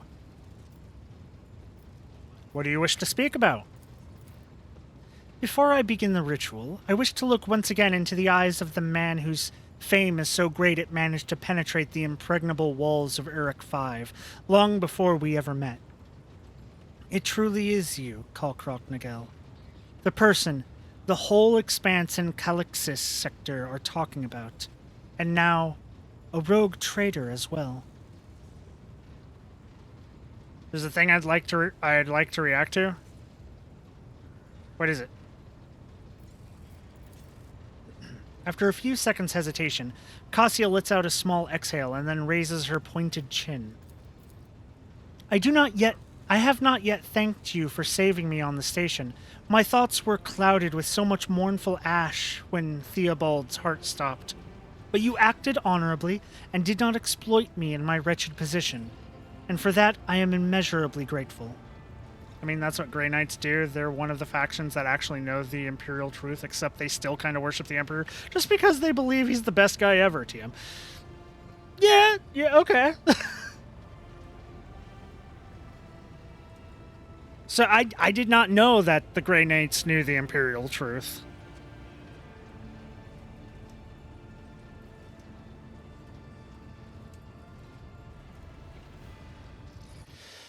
Okay, give me a second. Let me check this.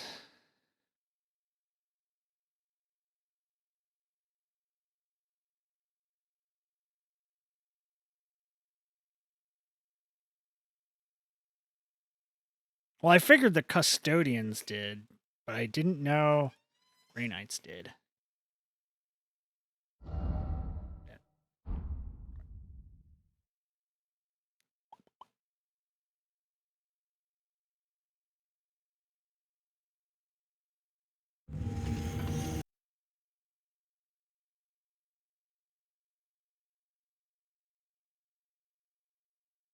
Okay, just looking at just looking at the title of this. Okay. Okay, how do I set this up? Okay.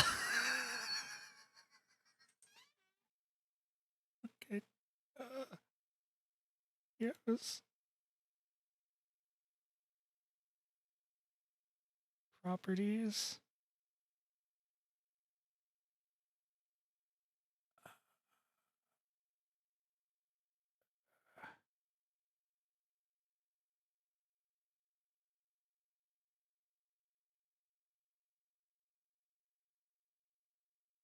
To be fair, they're made of the gene scene of the Emperor, so they probably have reason to like him. Yeah. Yeah.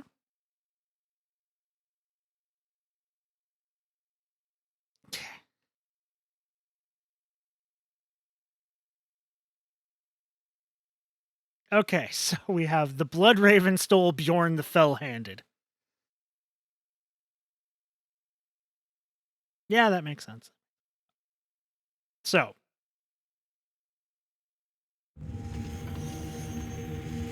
Slowly his thoughts arose from their centuries of slumber once more. Chemical stimulants pumped in through the tubes connected to a sarcophagus and washed away the residual grogginess of stasis sleep. The sound of servos activating, lifting his armored shell from its resting position into an upright stance, heralded the sudden explosion of light that filled his vision before clarifying into a familiar scene.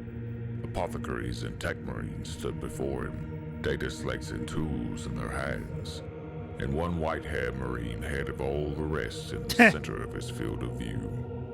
The decorations on his armor identified him as a brother captain. Something seemed a touch unusual about the whole scenario. They're all but he in couldn't red. quite his power claw on it. No matter. It seemed the time had come again. Who awakens Bjorn? He rumbled through the dreadnought speakers. This is time for war. This is a good this is a good read. It is indeed time for war, mighty Bjorn. The captain responded. We have awakened you to do battle with our foes. Figures. It's never time for... Wait, what?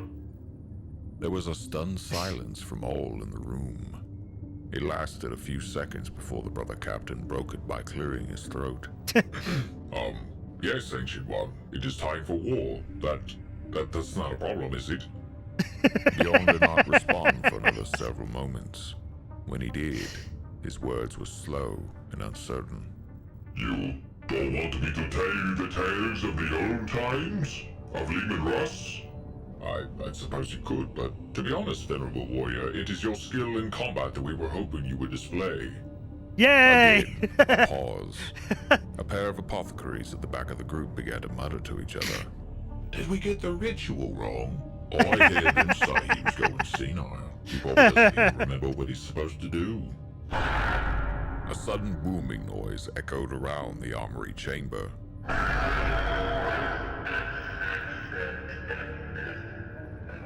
It was a moment before anyone realized that the sound was that of laughter, issuing forth from the dreadnought speakers. Very well, Bjorn announced, once his fit of chuckling had subsided. I shall do battle once more. Yeah! Worried expressions on the faces of the assembled Marines immediately turned to smiles and relief. Of course, Great One, grinned the captain. It will be an honor to fight at your side. Bjorn was ecstatic. He was being awoken to actually fight. Nobody wanted to hear and tell stories about fucking Lehman Russ, and not once so far had anyone referred to him by his Emperor-forsaken full title. This century was shaping up well so far. His luck kept up, though. He's celebrating their upcoming victories in battle with a complete sacred machine oil application administered by a pair of the Adeptus Sororitas. What the fuck? Mighty One, you sort of zoned out for a moment there. Something about twins? What? Nothing. When do we fight? Bjorn demanded, changing the subject quickly. Lead me to our ship so that we might travel to wherever our enemies dwell. We are already aboard our battle barge and orbiting our target, the captain informed him. In a short space of time, we will be in position to drop assault pods and initiate the battle. If you would follow us to the pod bays, we shall prepare to depart immediately. Ah, so they were already aboard a vessel, and not in the fortress as he had expected. No wonder the situation had seemed unusual when he awoke, for he realized he did not recognize the surroundings. Bjorn approved, anxious to fight as he was. The prospect of a lengthy and boring voyage to the field of battle would not have been a welcome one. With a hiss and a whir, his dreadnought's motor systems roared to life, and he made to follow the brother captain. Lead on, brother! I do not recognize this vessel nor know its layout. Which ship has the fortune of carrying us into battle? The captain mumbled something quietly, and the other assembled Marines looked nervously at each other. Brother, I have seen the passing of 10 millennia and my hearing is not what it once was. Speak up! We are aboard the Litany of Fury, Ancient One. A new addition to the fleet, it seems. The chopper is doing well. Yeah. Definitely. The gleaming surfaces where hazy red reflections of his and other Marines' armor could be seen. I expected everything to be covered in wood shit. Red. Why am I red? Muttered the tech Marine before one of his companions poked him in the side with a mechadendrite. The brother captain turned to glare at him for a moment before turning back to Bjorn. Why wouldn't you be red, revered Bjorn? Red has always been the color of our chapter. Silence! Bjorn commanded, and the group fell quiet. Bjorn took a few steps over to a conveniently nearby bulkhead and experimentally scraped one of his arms against the surface before rotating it into his field of view. A familiar bright blue could be seen peeking out from the scratched layer of red paint. He just painted over him. Now, Bjorn had indeed lived for longer than any other in the Imperium could claim, and the priests of the Space Wolves all believed the long years had driven him senile. But in truth, his mental faculties were as sharp as they'd ever been. Oh, this is great. Sometimes, however, they simply needed time to warm up after a long rest.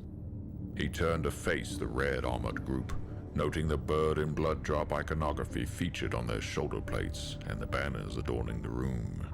Now, mighty Bjorn, we can explain. The captain began, but Bjorn silenced him with a shout. Shut up! Hey, I'm thinking. we can explain. We can This was explain. not something they had expected. All stood worriedly as they waited for Bjorn's thoughts to reach a conclusion. How do you feel about wolves? There was some conferral. Eventually, the brother captain stepped forward again and said, We are neutral on the subject of wolves? Good! I hate the fucking things! Bjorn leaned forward, as much as was possible for a dreadnought to do, until he pointed precariously over the brother captain, and the slightest tremor from the engines of the ship risked condemning the unfortunate marine to a crushing death. He spoke. No wolves! No questions about Lehman Russ! Absolutely no references to fell hands! Anybody who asks me a question about the old times is going to be used as bait to help fix the shitty job you've done on me. Those are my terms. Agree, and I'll pretend not to notice what you thieving little bastards have done. Deal? The captain nodded frantically. Fucking deal. Now Yeah. get all the fucking assault parts. Bjorn demanded, spinning his power claw and returning to a normal stance, mirth creeping back into his voice. This could turn out to be a very good century indeed. Yeah. That was great. That was fucking great. But I also really like here at the really bottom, one of the comments. A new battle awaits, Bjorn thought as he was awoken once more to the sound of his brother's joyful exclamations. One of them stepped forward to declare, "Finally, we managed to get you back from those damned magpies. Now, brother, tell us, do you remember the password to the Wi-Fi?"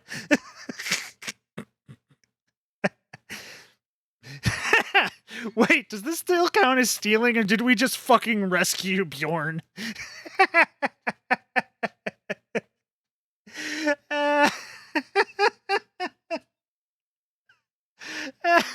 Okay, that was great. That was great. That was great. Oh, God.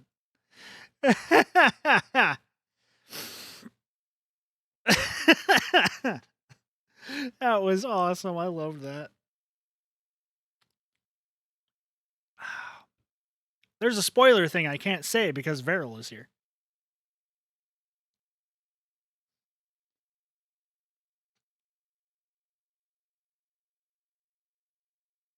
But I love that.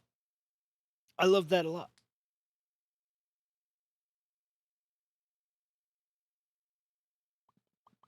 And back. That was great.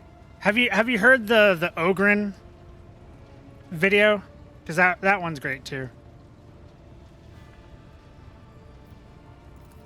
Read that?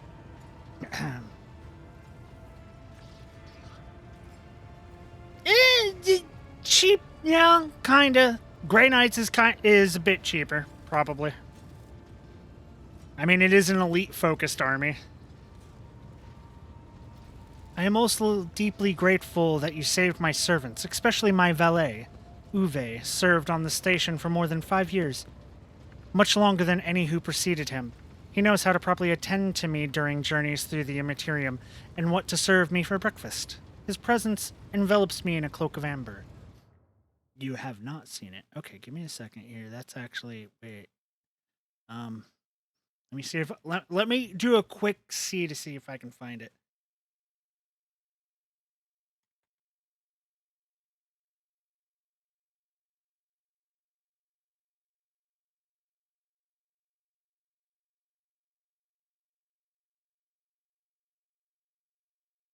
Yeah. Yeah. Here we go. I'm pretty sure... Yeah, this is the one. It's 9 minutes, but you know what? Fuck it. It's my stream. I can do what I want.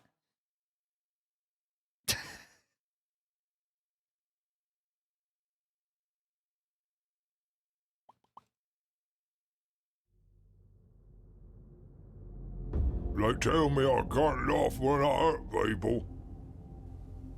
But when they try to hurt me and my friends first. So it ain't fair, ain't it? People try to hurt me, think I'm stupid. Well, I'm not. This makes me want Ogrins. It's a brave Ogrin to be who he really is. And Mama don't lie. Mama don't lie. Just 'cause I'm big doesn't mean I'm mean neither.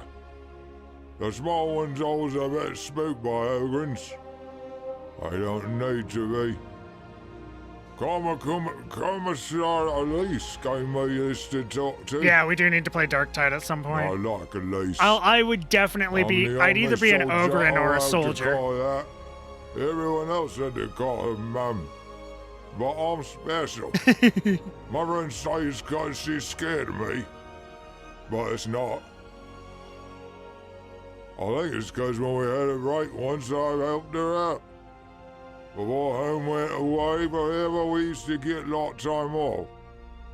We like to get visit other worlds and meet other people who look like us. We visited a hot dark place called Krieg once, but I stayed on the ship. I don't like how everyone wears them masks.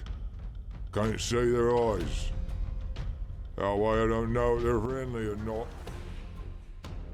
Everyone was drinking and laughing and joking and being friendly until one of them gas maskers got upset. And when his boys Dark Tide has Krieg uniforms? Oh, fuck yeah. Right there when there's 5 of them.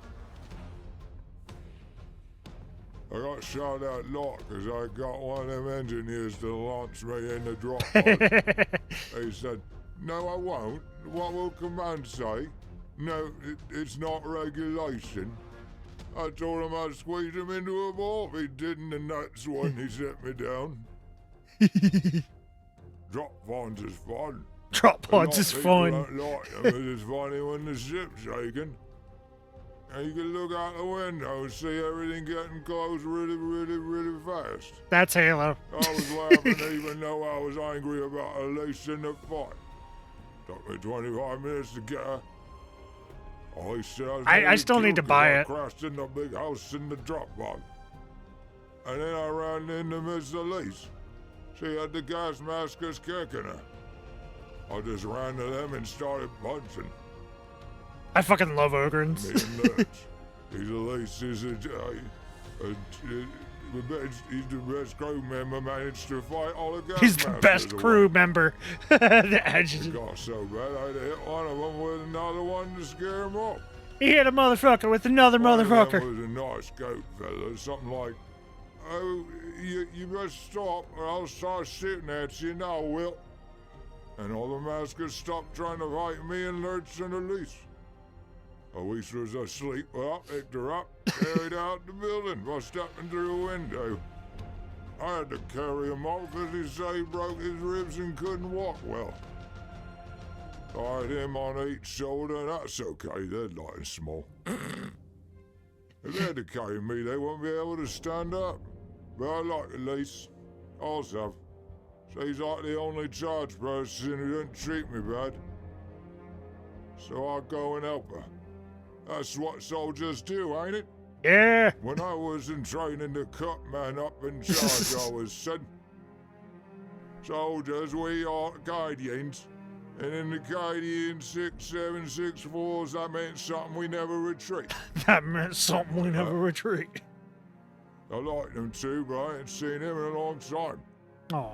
I think he was at home when it went away. Aww. I hope he's okay. They didn't treat me like crap neither. His right eyes just scared me sometimes. Anyway, when I got Lurch and Elise to the lander ship and put them on board, Elise said to me, "Thank you.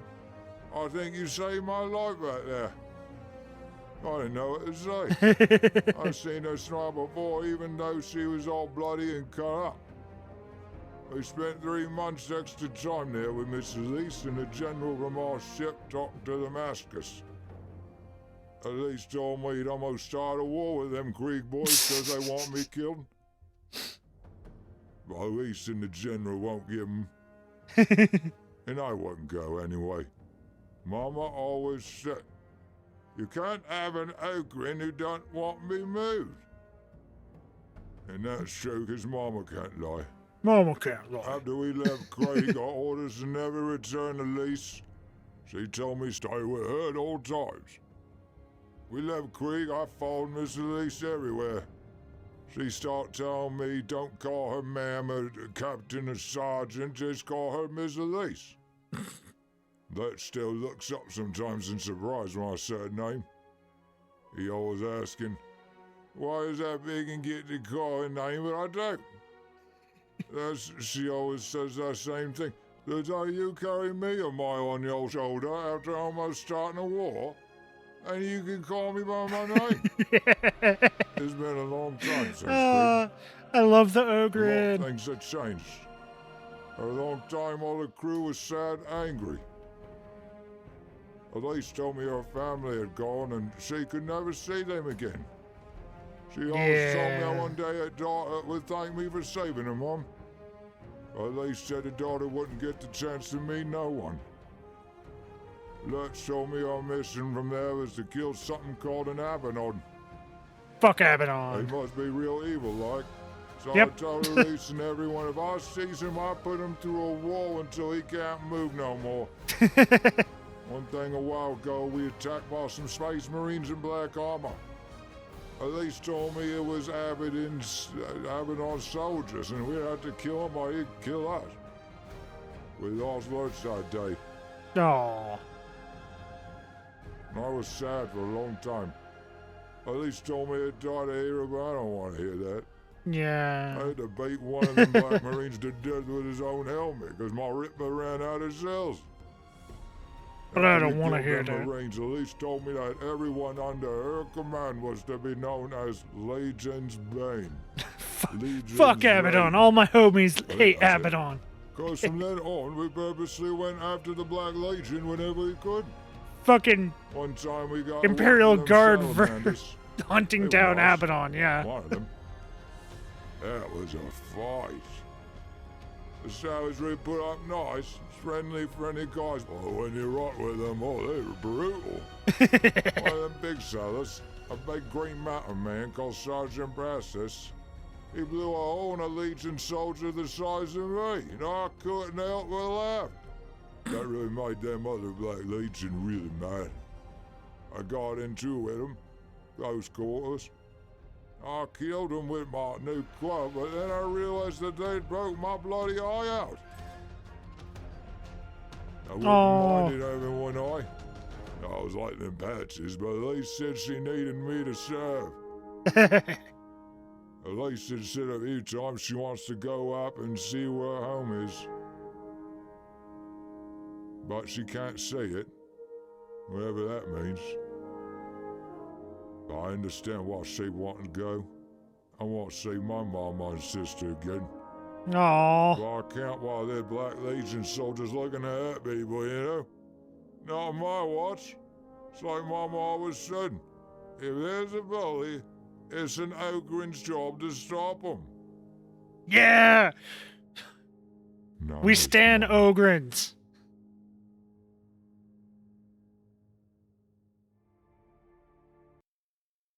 We stand Ogrins.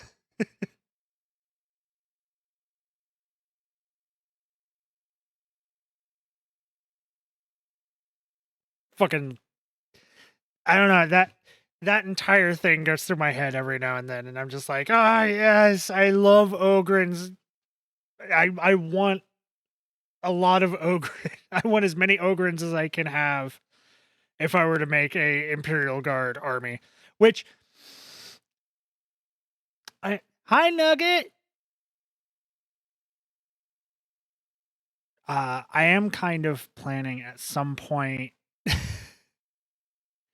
I am good. Tired, but good. Yeah, that it always makes me tear up a little bit. Yeah. Ogren, yeah. Yeah, we just watched a video of this. It was a voice thing of an Ogren, and he was just talking and shit, and it was adorable and sweet, and I loved it, and it was story time.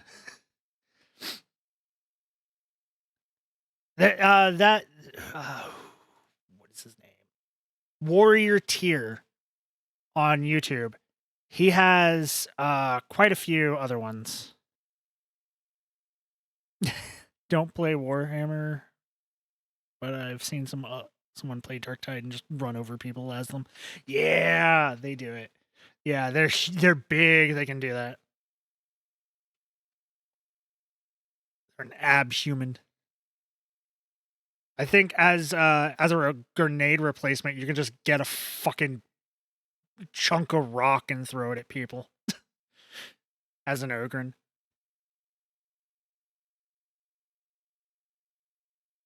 But no, at some point, either probably not this year, unless I really come into a lot of money. I am going to get a 3D printer, and I am going to 3D print a Krieg army. Because I found some STLs for some pretty good Krieg units and Ogrins and stuff like that, and tanks and shit. I'm just going to 3D print myself an army. Darktide is on sale for $26 till the 31st.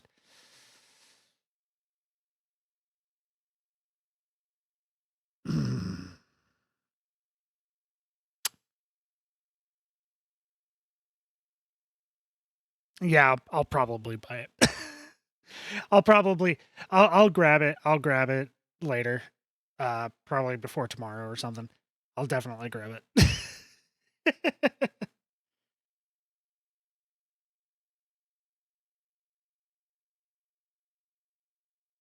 Okay, two things wrong with that. One, I don't think I can just make a throne.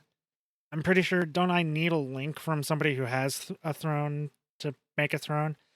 And two, who the fuck do you think I am? Whatever quote unquote fans I have are probably as broke as me. I'm not going to steal money from people for Warhammer figures.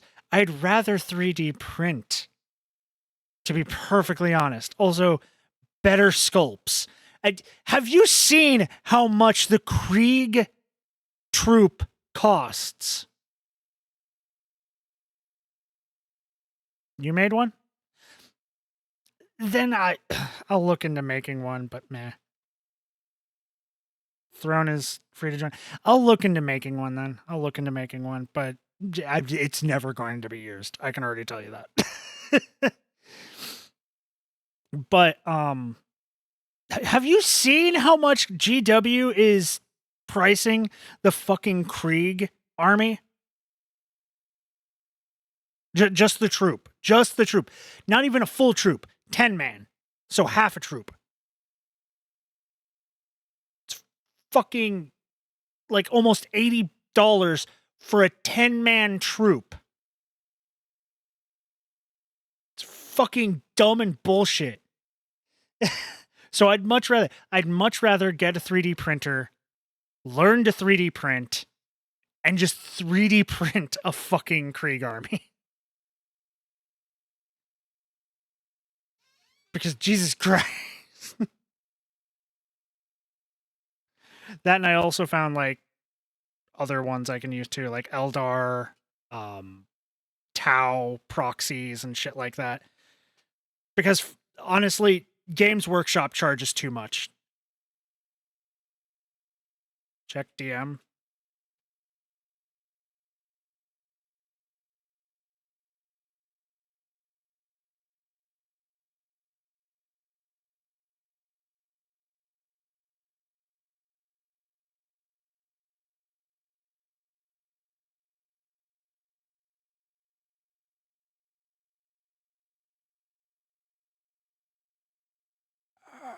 DM where? On Twitch?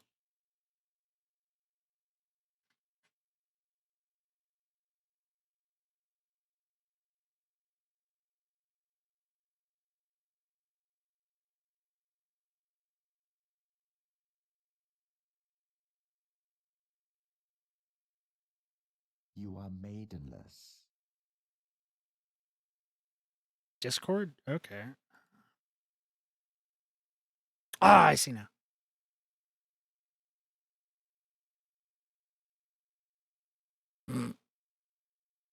I'll look at that on my own time. But yeah, no, I want to play. I want to play Dark Tide. I really do. Fighting cultists and Nurgle stuff and just being a giant ogre. Fuck yeah. No, I've already watched 2 videos. I kind of want to get back to the game. This is my stream. I want to get back to the game.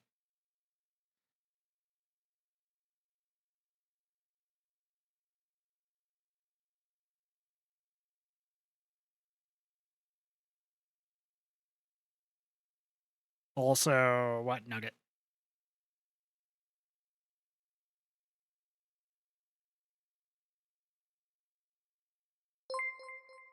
Yay, 5 bits. Is that $5? Is it $1 a bit, or is it a cent a bit, or 10 cents a bit?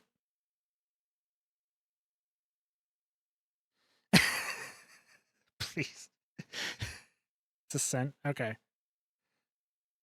I couldn't remember. I was figuring. So 5 cents. No, I want to get back to my game.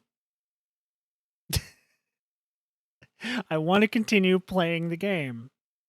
I stopped for a minute. We went off on a tangent. I want to get back to the game. But thank you for the 5 cents. Thank you for the 5 cents, Nugget.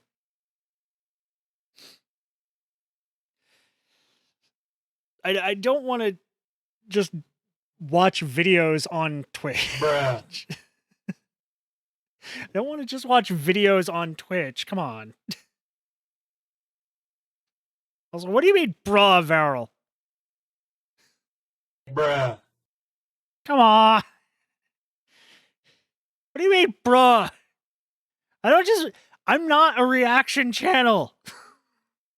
I'm gaming. Bruh. God damn it.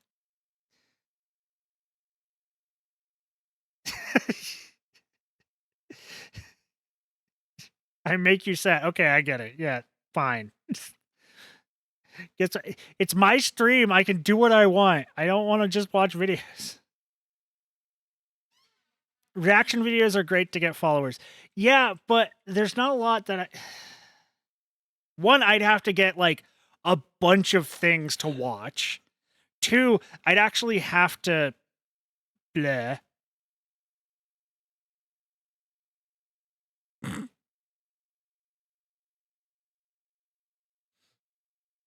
I would need to get, like, a bunch of videos and just do an entire stream of just reaction, or at least most of a stream of reaction. I want to get back to the game. I've only done 1 fight. Please. Not 1 fight. It was like 2 fights. Yeah. Do 1 per stream. Rack to 1 video per stream. Well, guess what? We've done 2. We've done 2. I want to get back to the game. We had a side tangent for Bjorn the Fell-Handed being kidnapped / saved by the fucking Blood Ravens. And Ogren time. I want to get back to my game. I want to read and voice act and shit and play and build my psyker up.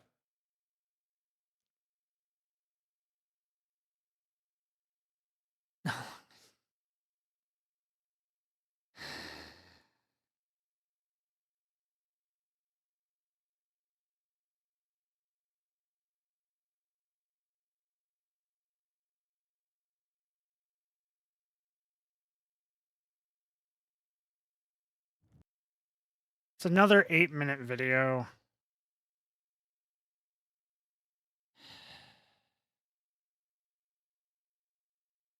Okay. Like, I want to play my game.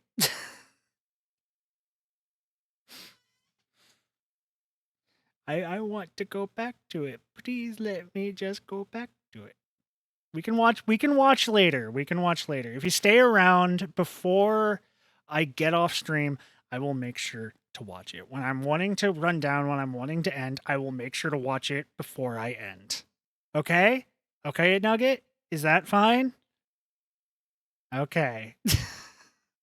Thank you.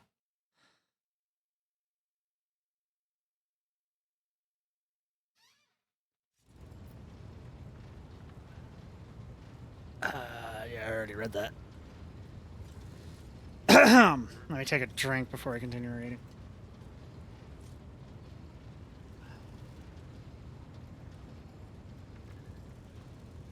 But now, Cassia throws back her shoulders, I am ready to go to the Sanctum Navis and perform the sacred rite. I require brushes, canvas, and the best paints you have on board. But no red.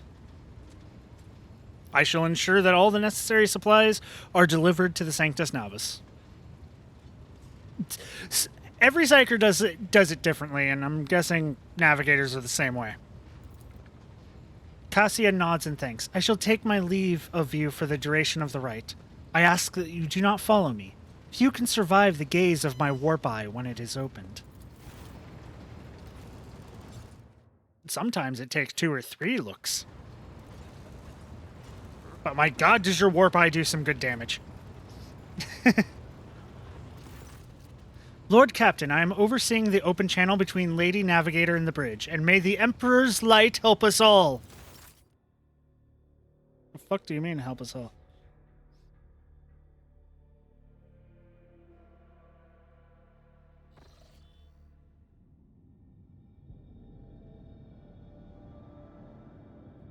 The Vox Cactor in the Sanctum Navis picks up the susurration of clothes, pious chanting, and the metallic clicking of implants. Then the serene voice of the Lady Navigator breaks the silence. Initiating communion ritual. Come here, Uwe. The exulting ring of metal freed from its scabbard, the low sob of a servant, the rhythmic drip of liquid on canvas, the faint whisper of the brush. Go. Footsteps hurrying away. I see violet vortexes lashing an ocean with 1,000,000 flails, and umber shadows spinning over the surface in a fiery dance. A storm rising above foaming waters, armadas drowning in fog. The path from one end to another cannot be seen. And here, beyond the wall of glass, a daughter forsaken by her father yearns for her brother, and the sun's pale disk goes in tireless pursuit. Of her? No, of me. Its frozen rays lie that spring is here. The light is deadened. The great ruler is gone. The Voxmaster recoils at Cassia's words and accidentally snaps one of the Cogitator's levers. The panel beneath her fingers emits sparks, and the Voxcaster falls silent. She quickly flips a series of switches and bows gently. My abject apologies for cutting off the broadcast, Lord Captain. I have never heard the warp speaking through a navigator before. The connection is restored now. It will not happen again. Leave the Lady Navigator undisturbed. Just listen. Soul-shredding screams drown out the Vox transmission. That's part of the course.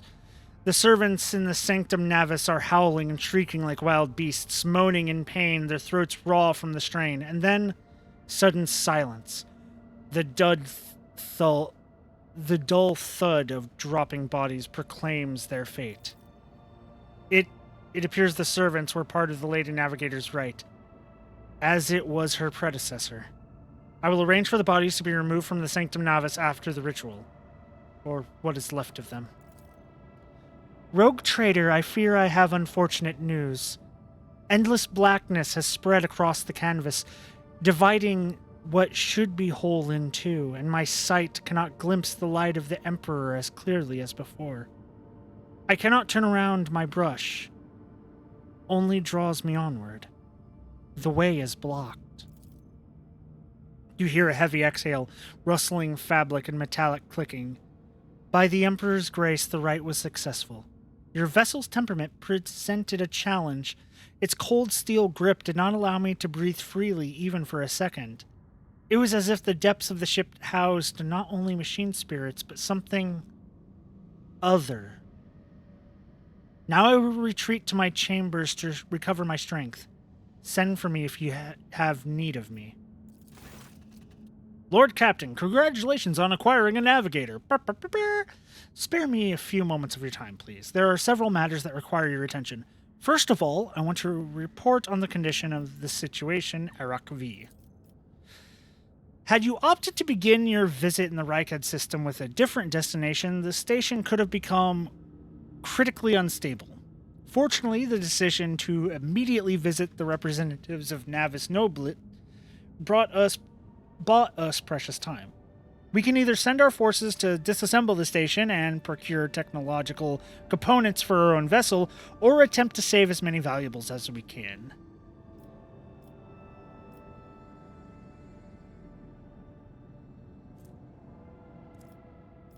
Loot everything, from jewelry to the very last manuscript.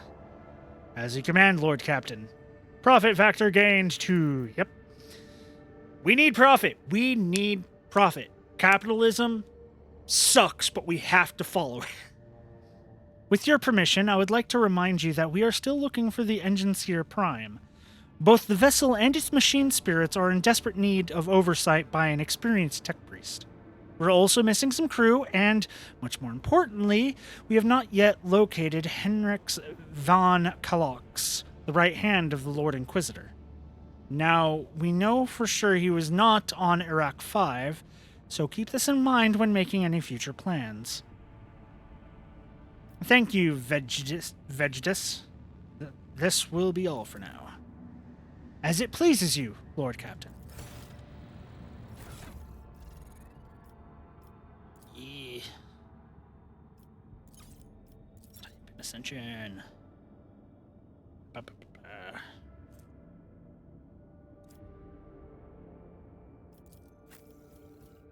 So, castigating 5. Enemies targeted by the Navigator's power gain a -5 penalty to all their characteristics until the end of the Navigator's next turn. This penalty stacks and is renewed every time the same enemy becomes the target of the Navigator's power. When she... I can't use it with that, but yeah. This is the exact same. Yep. So, not going to use that. And she just has an auto pistol. Fuck that. You're never going to use that pistol. Okay. Now we could go here. Lord Captain, there is some commotion on the officer's deck. The Lady Navigator has left her quarters and is currently in the wardroom, where uninitiated crew members are shunning her in terror. Perhaps you should find out what has brought Cassia to the deck. Yay, character interactions. Let's fucking go.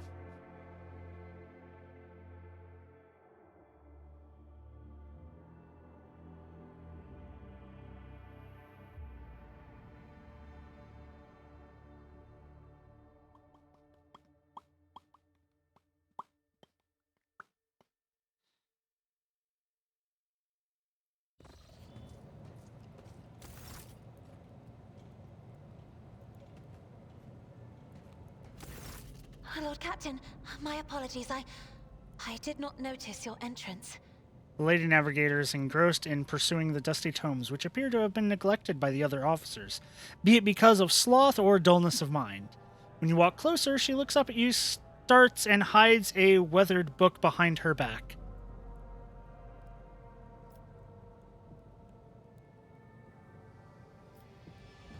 It pleases me to see you adjusting to life aboard the ship. Compared to Urak 5, your ship is a boundless world of unfamiliar hues. And yet, the abundance of bright colors can at times be wearisome on the eyes. The bridge and the decks are so clamorous. In my search for a place of quiet, I was fortunate to come upon this islet of serenity filled with rare tomes and practically devoid of color.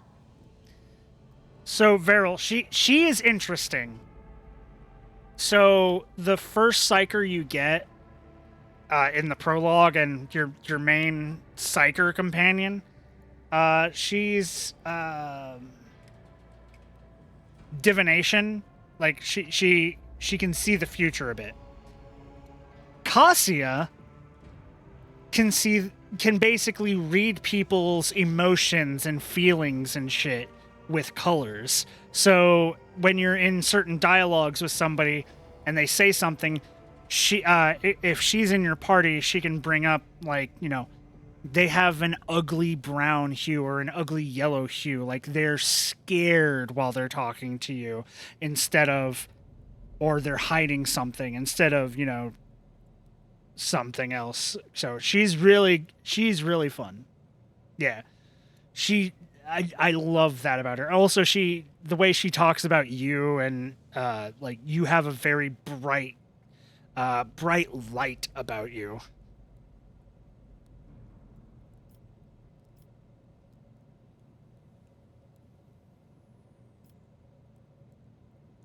The events that took place on Iraq 5 must have shaken you very greatly. Are you well? One should not mind powers. the navigators of House Orselio, Lord Captain. Like a shawl of pale smoke, a faint malaise hangs upon my shoulders, but it will not be the slightest hindrance to my duty to humanity, and my duty to you. Cassia's response is revered and pointedly decorous, clearly intended to create a distance between you. Point at the book in Cassia's hand. I see you're fond of reading. Oh, this. I found this fascinating read on one of the shelves, and I must say, it has caught my eye. Its every chapter is written in verse. I find it so beautiful and enrapturing.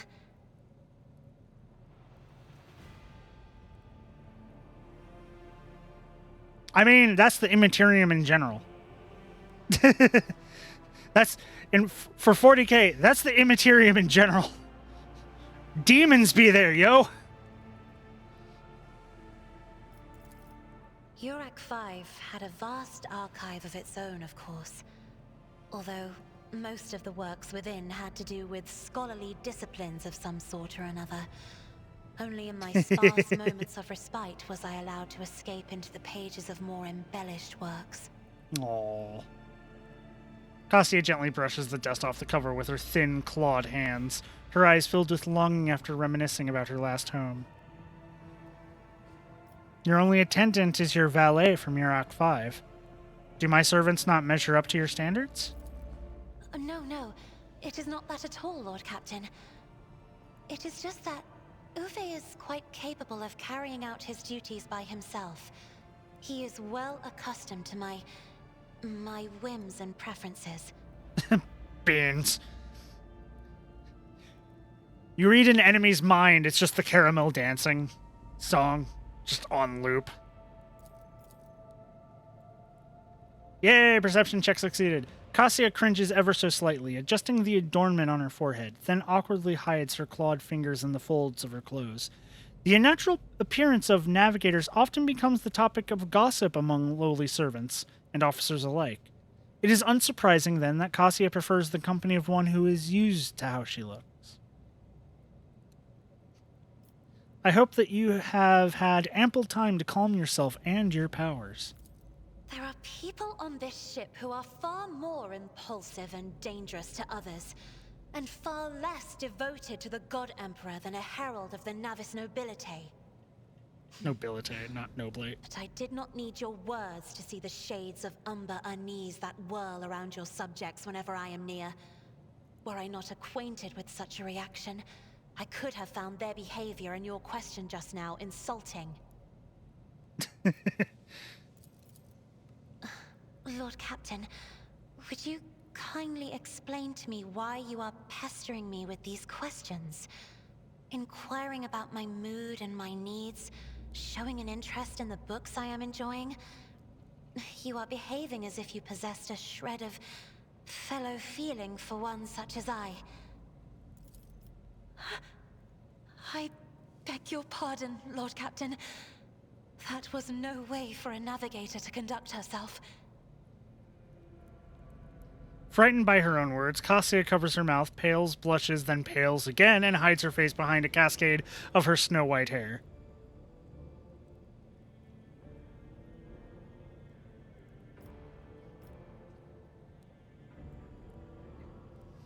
I am beginning to think, Lady Cassia, that the feelings I have for you are far more complicated than common sympathy. Lord Captain? So many colorful sparks are flaring to life and dimming all around you. It is a veritable ocean of emotions. There are so many of them that I can barely see the pure white sincerity of your words. Where did these guys even come from? That's probably the most asked question in people's minds is, what the fuck? That or, what the fuck am I doing here? She's adorable. Please forgive me. I cannot even understand myself right now. Your words and attention have reminded me of life on the station, of Theobald and Felek. I do not understand. They were merely the keepers of Urak 5. So why do memories of those two make me feel a strange heaviness here? She places a hand on her breastplate. Her heart. She hurts emotionally because it was a horrible fucking thing that happened. At the same time, I find myself overwhelmed with new excitement and anticipation. At last, I have set foot outside my familiar walls and into a world that I have only seen before in the pages of books. Your ship alone is a treasure trove of remarkable artifacts and curiosities. And just imagine the things that await beyond, but my delight must seem childish to you, surely. In your heart, you must be finding all this quite amusing. I understand what you're going through. My own life was turned upside down not too long ago. I mean, I was just a quote-unquote average psyker before all of a sudden I was asked to join a rogue trader. Turns out I was a potential inheritor of her, and things went down, she died, and I am now the rogue trader. Indeed. I did not know. That is to say, I could not have known, as it is the first time we are speaking in a circumstance so private. My word, when I found this place, it was so full of officers. Why did they all leave? If I may be so, I'm gonna flirt with the hell with this like little small little bean that has never been in the outside world. This precious adult woman. If I may be so bold as to presume, my subjects must have found themselves overcome by your rare beauty as I have. Words like that, Lord Captain, could easily be misconstrued. You should familiarize yourself with some of the works in your library to learn the appropriate manner of conversing with a lady. Struggling to maintain an expression of polite indifference, Cassia covers her burning face and swiftly exits the room.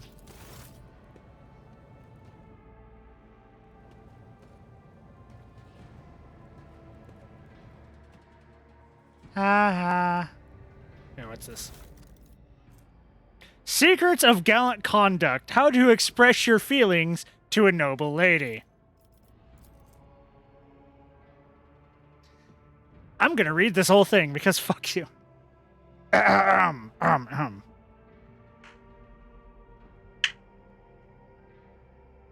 admirer who seeks the favor of a refined lady is well advised to maintain pointed courtesy and finesse in his every deed. An honorable admirer will never defile a noble lady's ears with crude or indecent words, and neither will he allow himself conduct that could besmirch her honor or dignity. Above all, the admirer should remember that a relationship begins with the right choice of words. Shower your lady with compliments that will accentuate her finest qualities without putting her in a position of discomfort. A word chosen elegantly and spoken with general warmth or genuine warmth, I might say, may bring about a change in the lady's eyes as she looks upon you.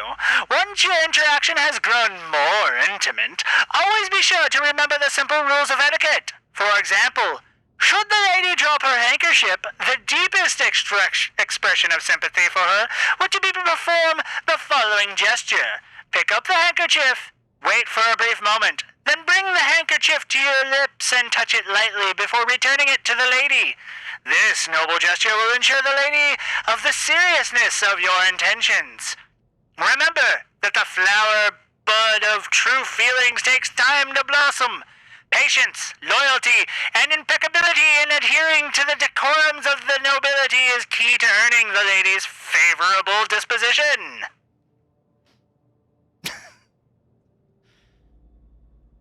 Sometimes I like reading these books. Jeez. The most asked question has to be, am I getting paid? In the 40K universe? Probably not. To be perfectly honest.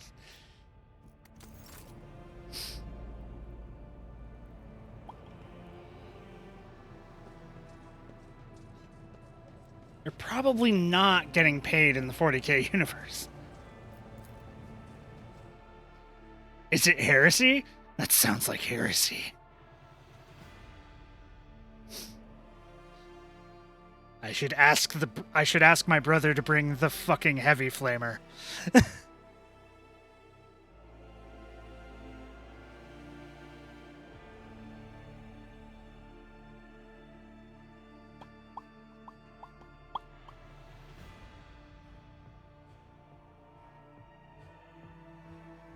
This sounds like some heresy.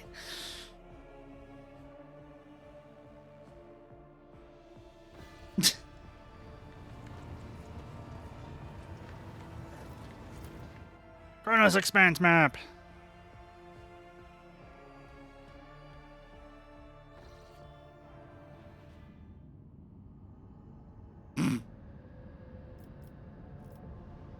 I was going over here because, okay, so we could go down here, but this is a prison planet, as it says there. I've already played through all this stuff, so I know there's kind of a boss fight there, so I want to save that because there's another character I can get over here.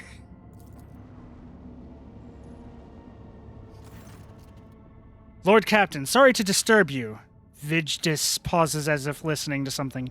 It's pandemonium outside the bridge gate. One of the officers seems to be demanding an audience with you in person. I think I hear Master Syrian's voice. In any case, I wanted to warn you in advance. Fuck. Okay, what's happening? We haven't even flown 5 minutes since I flirted with the Lady Navigator.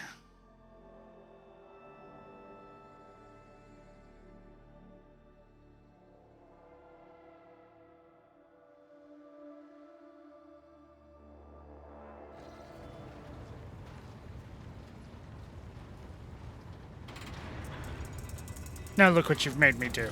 You've made me turn my chair. The everyday sounds of the bridge are disrupted by the voices raised in anger. Abelard, keep saying Albert's. Abelard's voice, the loudest of all.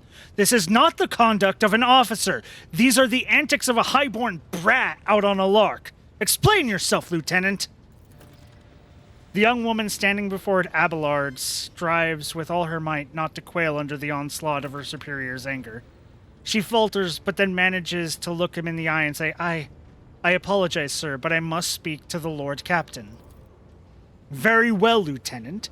You may address the Lord Captain, not least because I see you have already seen fit to disturb him. Your unauthorized appearance on the bridge and display of belligerence toward a higher-ranking officer will be logged in your personal file without delay. Lord Captain, Lieutenant Avrila Vent, requesting permission to speak. Vent falls silent and then adds rashly, on a matter of extreme importance and urgency. You may speak, but I want to hear a report, not a shouting match. Having two officers bickering in full full view of the bridge is unacceptable. Much like...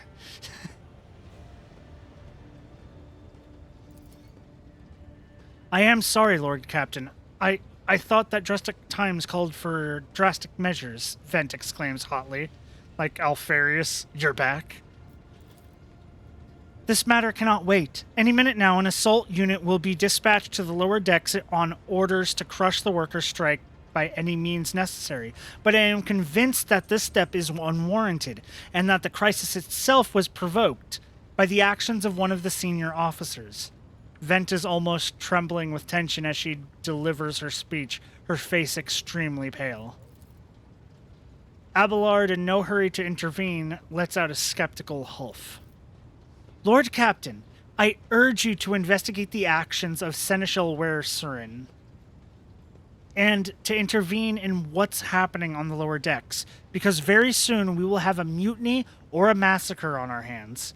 Vent reels off the last words as though she knows them by heart. She's clearly been preparing to say them for some time. When she is finished, she casts an anxious glance at Abelard, then at you.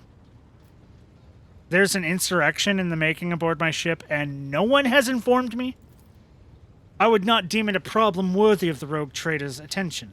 The lower decks, as it so happens, are in revolt. 30-some years ago, we even had a revolutionary leader rise up who dared to establish workers' rules across the entire ship.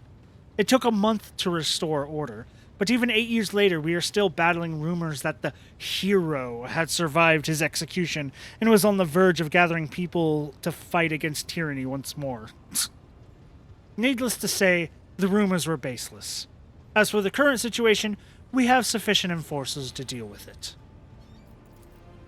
But on this ship, the word of the Lord Captain carries more weight than a salvo from 100 bolters. I'm sure that if the rogue trader addresses the malcontents directly, he will quell the unrest. I dread to think what problem you will disturb the rogue trader with next. Perhaps you will ask the Lord Captain to break up brawls in the mess room. I've already given you the means to resolve this problem. You simply need to use them. If I may, your lordship, sending a hit squad to crush the rebellion is a mean of ignoring the problem, not solving it. Okay, how did this all start? The situation could boil over at any minute, so I'll give you the condensed version. It all began when the enforcers found a cultist amulet on the body of someone who'd been killed in a drunken brawl. We reported it up the chain immediately, arranged for cleansing rite to be performed, and opened an investigation. No heretics have been found alive, but the search has brought tension between enforcers and workers to a head. Okay. Where does Seneschal Wersurin come into this? I shall explain. Albert intones grimly. I beg you to hurry. Time is running out. I will not hurry. Since my competence is under scrutiny, I shall speak for as long as I see fit.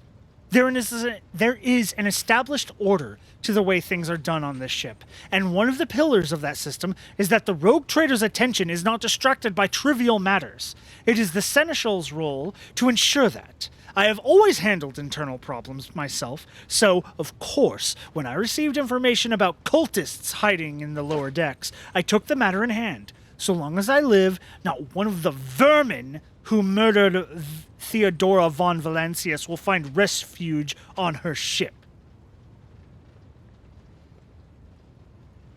Oh, he's got a necklace, loot him. You are far too heavy-handed, Seneschal Wersurin. Arrests, interrogation, mass punishments for entire sectors. It has driven the people to the brink, Vent says bitterly. But there is a strike on the lower decks, in Depot 4, to be precise. 3 worker clans are involved, but many more are passively supporting them. The situation could degenerate into an all-out insurrection, but when I reported my concerns, the only response I received was an order to dispatch an assault unit and crush the strike with maximum force. What is Depot 4? Depot 4 is one of the poorest sectors in the lower decks. It is home to the clans of general laborers. They are not as valuable to the ship as the families who have served its specialized systems for generations.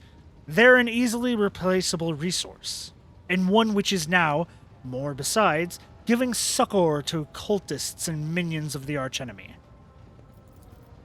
Depot 4 is poor and troubled, but at worst that means drunken fights and illegal rotgug brewing. We have handled the workers of Depot 4 in the past. We would have done so again if the crackdown on Depot 4 hadn't been so harsh. And another important point to bear in mind, the problem is not limited to this sector. It is located on one of the most populated lower decks, and everything that happens there has a knock-on effect to all the neighboring sectors. Abelard, what do you have to say about all this? I see no need to add anything. I acted with the remit of my authority, guided exclusively by the best interests of your protectorate and your personal safety. If you wish to confirm the rectitude of my actions for yourself, I have no objection. For my part, I urge the Lord Captain to go down to the lower decks, stop the assault unit, and speak directly to the people. You will see that they are not lying or harboring heretics. That way you will stop the uprising before it begins. I am certain the Seneschal was acting within his authority, but I will verify the soundness of his decision for myself. Throne preserve you, Lord Captain. I thank you for your support. Abelard grits his teeth slightly. An enterprise bordering on the sophomoric, but please yourself, Lord Captain. However, I categorically insist that I escort you. I mean, I'm not going anywhere without you, man. You're staying in my party. You are my hype man when I need a hype man. You're staying with me.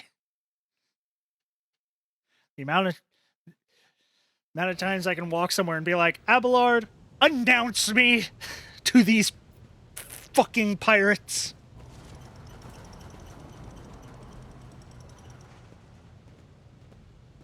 Hey, it's Wersharin. Take that, scum. Look who it is. It's all his fault. Abelard reflexively wipes the sweat from his brow on a strange, startlingly human gesture and a telling one. A rare moment where he allows his age and wariness to show through his armor-like veneer of self-assurance. The lower deck is a source of endless problems. Sometimes I dearly regret that we cannot replace all the locals with servitors.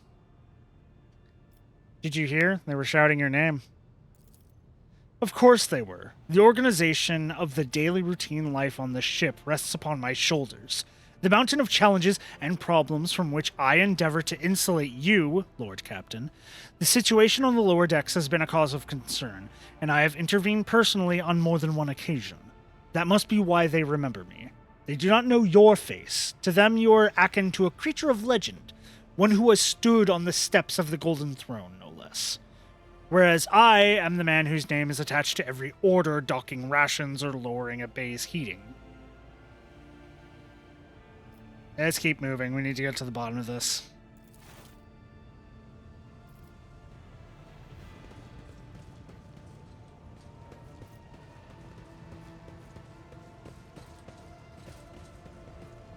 Keep your wits about you.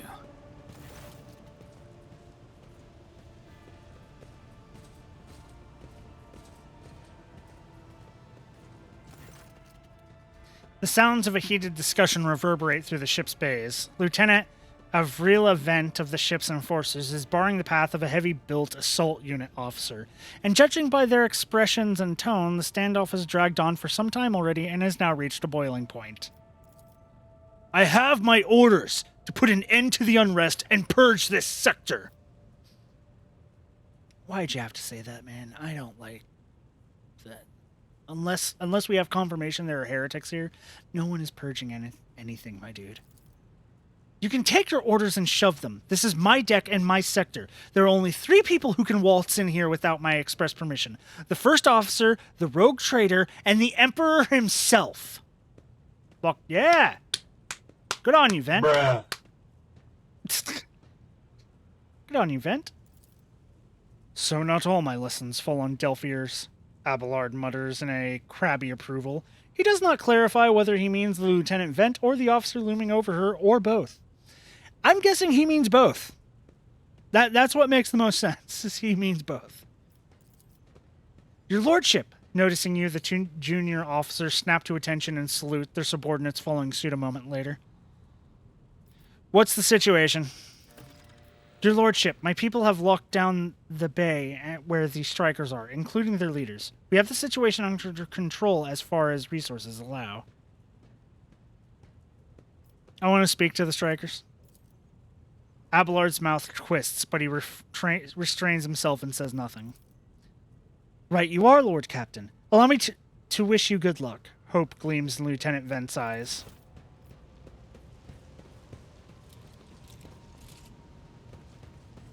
Okay.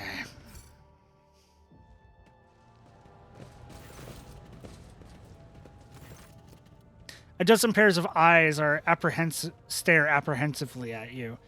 The people before you are typical inhabitants of the lower decks. You take in their simple clothing, crude weapons, and faces that display varying levels of mutation, from the barely discernible to the strange to the outright grotesque.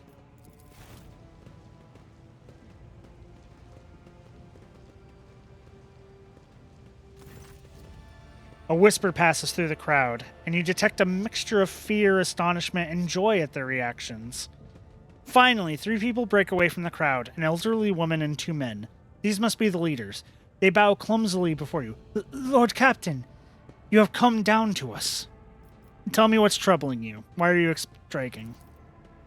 Striking? That's news to us, your lordship, says a tall, thin man in worker's garb. All we're doing is asking questions, saying what we think. Shut up, Rivet, snaps the old woman, who turns her hostile dark eyes on you. Here's the deal, your lordship. Your damn enforcers are all over us down here. They say they're looking for cultists. One wrong word and they're reaching for their batons. If they want to punish someone, they turn off the heating to the whole base for weeks at a time. So we get sick and freeze. In my clan, 2 little ones have died from inflammation in their lungs, all because of those enforcers. The old woman spits on the floor and rubs at the spittle with the toe of her worn-out shoe. Argenta does not interrupt the workers, but you see the sadness well in her eyes when the children's death are mentioned. She quietly whispers a requiem prayer and makes a sign over herself. It's all true. Vent is the only enforcer officer who stood up for us. It's clear as day who had a mother from the lower decks and who grew up in midships and had no fellow feelings towards us. The grim man with a scarred face throws up his arms. Your lordship, we're no villains here. We're honest workers, your servants. We've plotted no disorder. We went on strike openly, and now we've got guns pointed at us. All we're doing is asking to be allowed to work in peace, without being harassed.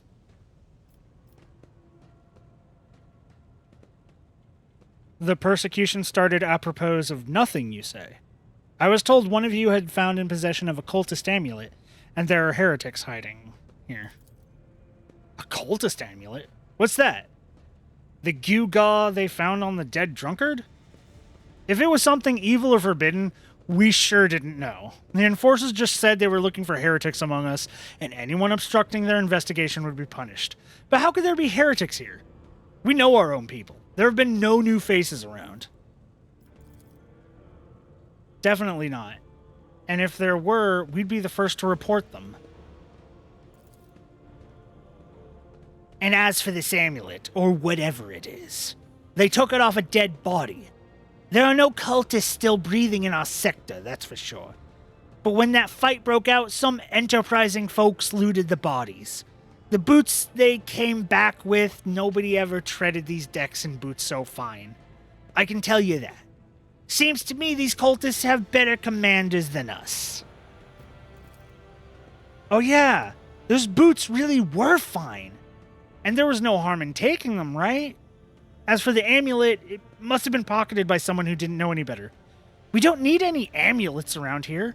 We all worship the Emperor, and when we're working, we bow down before the machine spirits of the large and small transformers and the servo motor. The same way my grandfather was taught 100 years ago by a tech priest who came calling. Believe us, your lordship, We are people of faith. Naive children. Weren't you taught from an early age about the dangers of the archenemy's creations? Weren't you worried that any unfamiliar object could be one of them? We were told, Holy Sister, but it was long ago. The last time we saw a confessor in our sector, it was just after I'd had my third little one. That is regrettable, but you cannot lay the burden of leading a righteous life on the shoulders of the Holy Fathers. Who will you blame when beasts crawl out of those amulets you stole from the heretics? The Holy Father who was not there, or the scavenger who brought evil down on himself and his neighbors?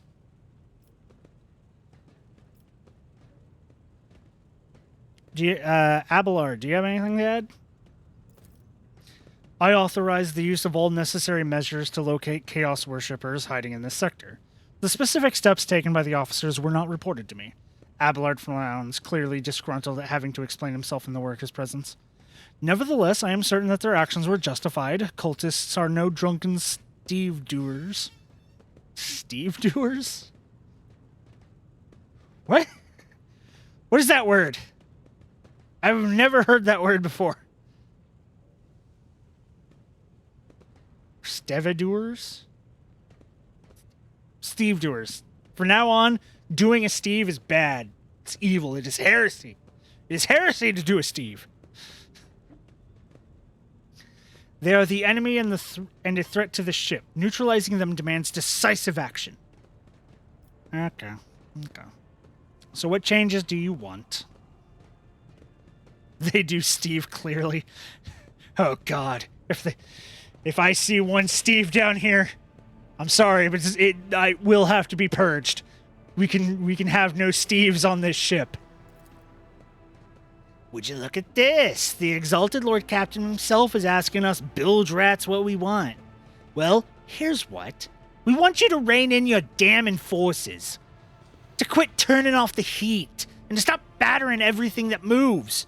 No, that's not it. We want the enforcers gone from here, and we want to be armed. Give us arms, and we'll govern ourselves.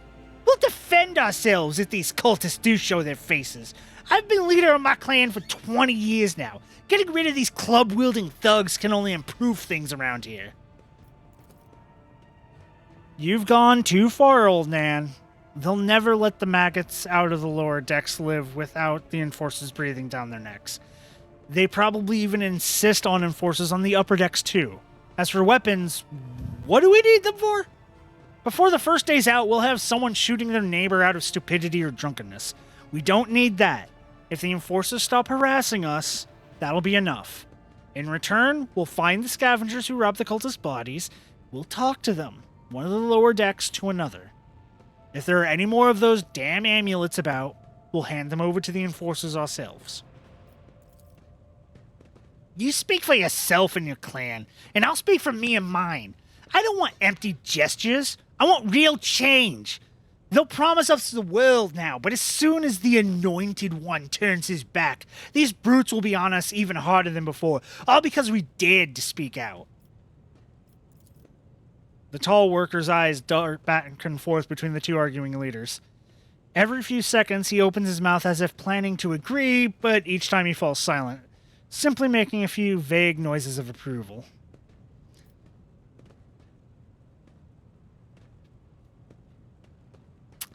Spreading anarchy on the ship is the first step towards embracing chaos. Putting weapons into untrained hands would be even worse.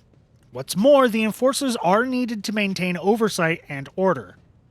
Withdraw those demands, and we will consider the rest.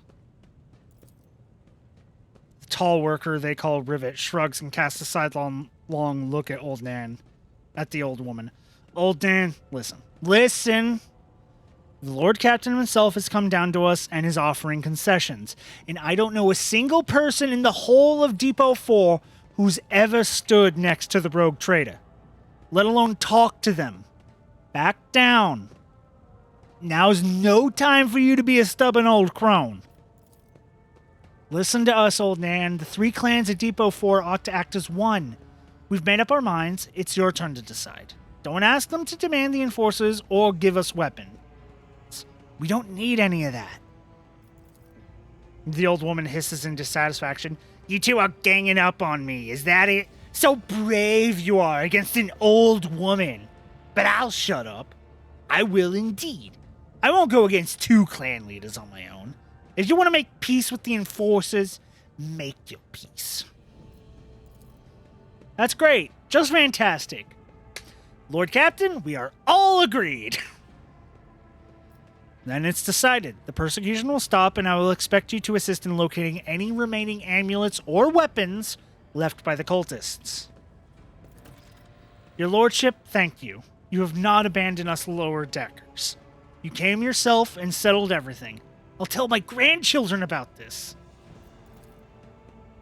Of course, your lordship. We'll root out any nasty business faster than the enforcers, and we'll leave no stone unturned.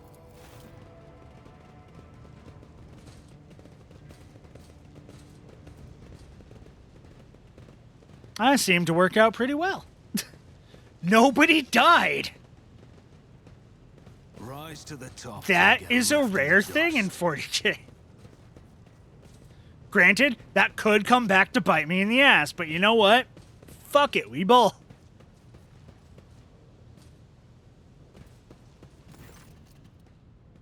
Stopping unexpectedly, Abelard imperiously dismisses the unit to stand at a distance and addresses your other companion, saying, I have an urgent matter to discuss with the Lord Captain.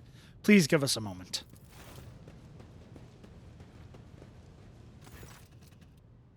Abelard looks at you and his last vestiges of restraints vanish. Well, are you pleased with your investigation, Lord Captain? You no-toed to the disloyal rabble, you believed their lies, and showed them leniency. Next time the ship is attacked by cultists, that rabble will welcome them in with open arms and allow them to wreak whatever havoc they like, because they see you as a weak leader. Nobody died in a story that doesn't involve Sisyphus Cain? What sort of heresy is this? Listen. I like a little bit of heresy. On the Xeno side, fuck chaos. Fuck, not in the fun way. Fuck chaos. Xenos, though. If I could get my hands on a Necron weapon, I would fucking equip myself with a fucking Necron weapon. If you think I wouldn't dual wield Necron blades, you have no idea what I would do to dual wield Necron blades. or Fire Warrior Tower Blades. I don't know. I haven't read any 40K books. I'm going to be perfectly honest with you. All my 40K lore comes from one campaign book, 3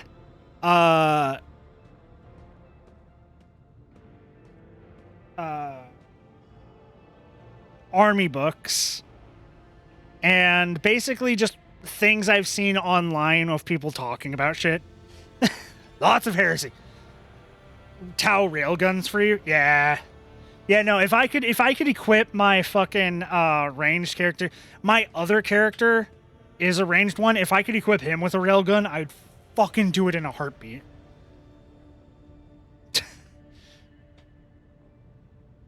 You read audiobooks, though? If I could listen to somebody reading audiobooks and not have it be like, and not have to pay for it, I would do that. But because I have to pay for it, because they deserve to be paid, I can't do that because I am not wealthy. I don't have the money to keep buying audiobooks. It's audiobooks or video games or 40K figures. And I kind of bounce back and forth between video games and 40K figures.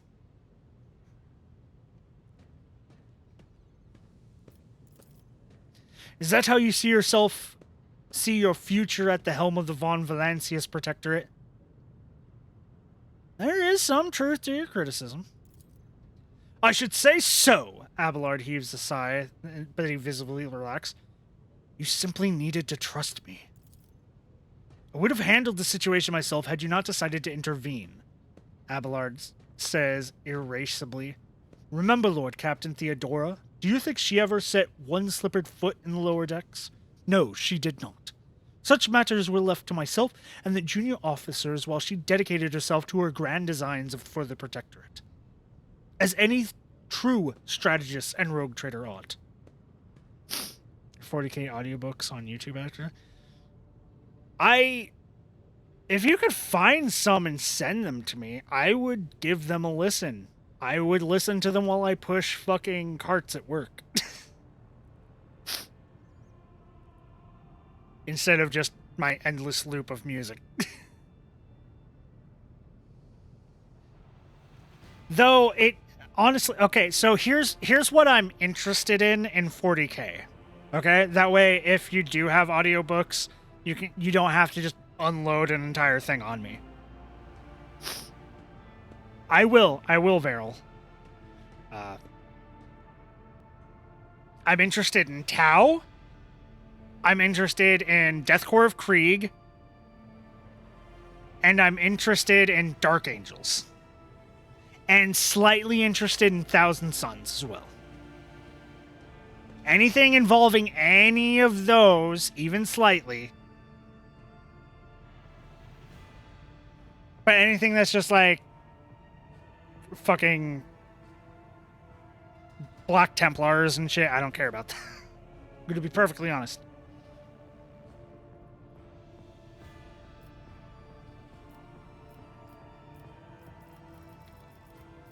Maybe if Theodora had spent more time on trifling matters, she wouldn't have wound up dead. There's a new Lord Captain aboard the ship now, and I will not repeat her mistakes. Okay, give me a sec. I can't just click that.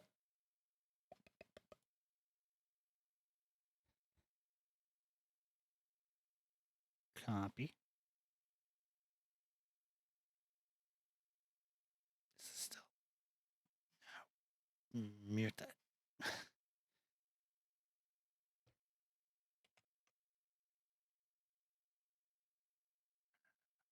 Don't place that.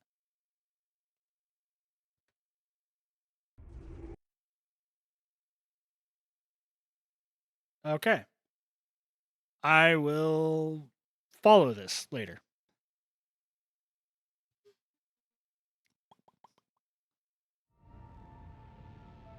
Now I can get back to this.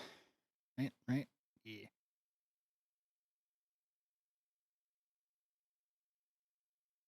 Have you heard have you looked into Orcs Blood and Teeth, Varel? That game?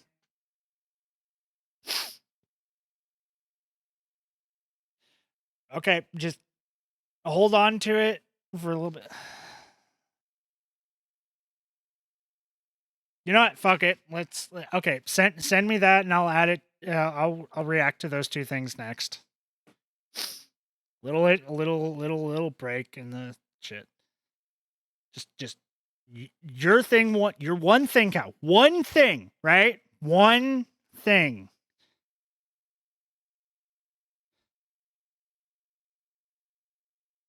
Not something you'd be into. Understandable. But just one thing, Cal, right? Just one thing? Okay.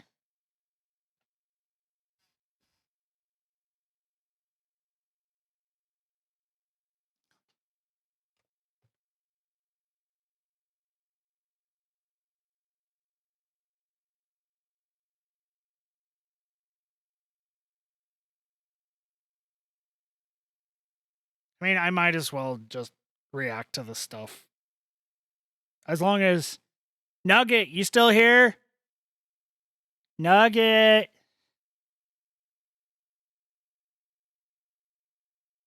Nuggy.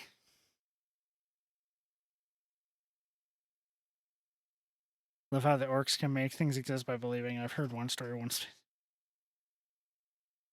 Okay.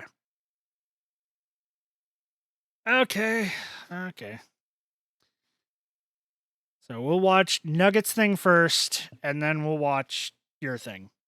And then we'll get back to the game. Nothing else. Nobody send me anything else to watch and react to. Okay? Okay?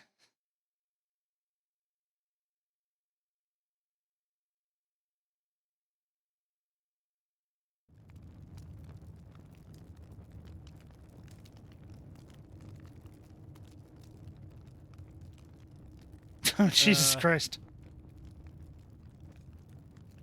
We're gonna be here a while. God, that is a long queue. Oh, did you see that rocket jump?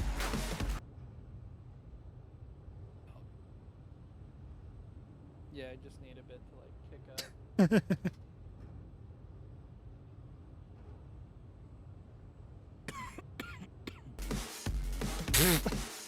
No, thank you.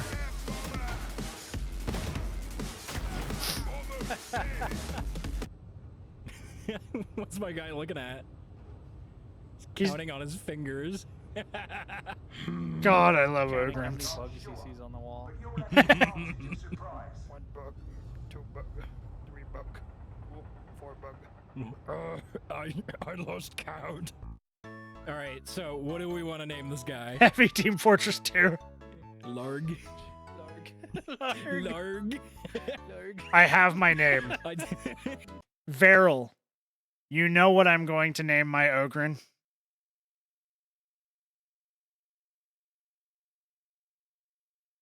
If it fits. No, I'm not naming it Heavy Team Fortress 2.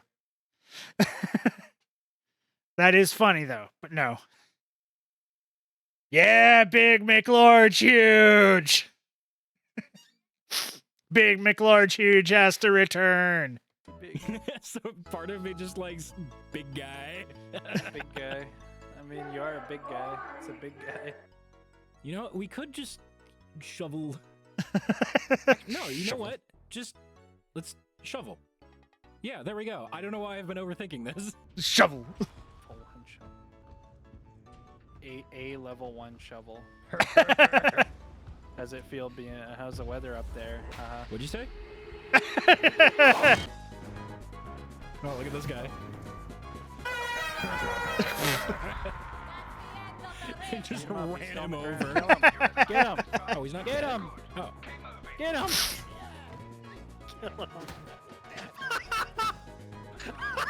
You can just smack him.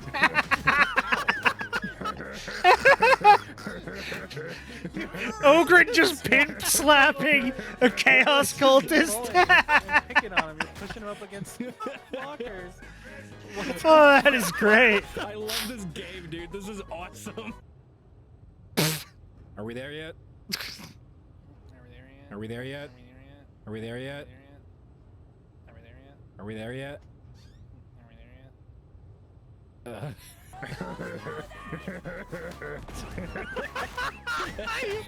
Slam it, blew up the barrel. You dumb. Watch out where you're swinging. Slap the big barrel of blew up.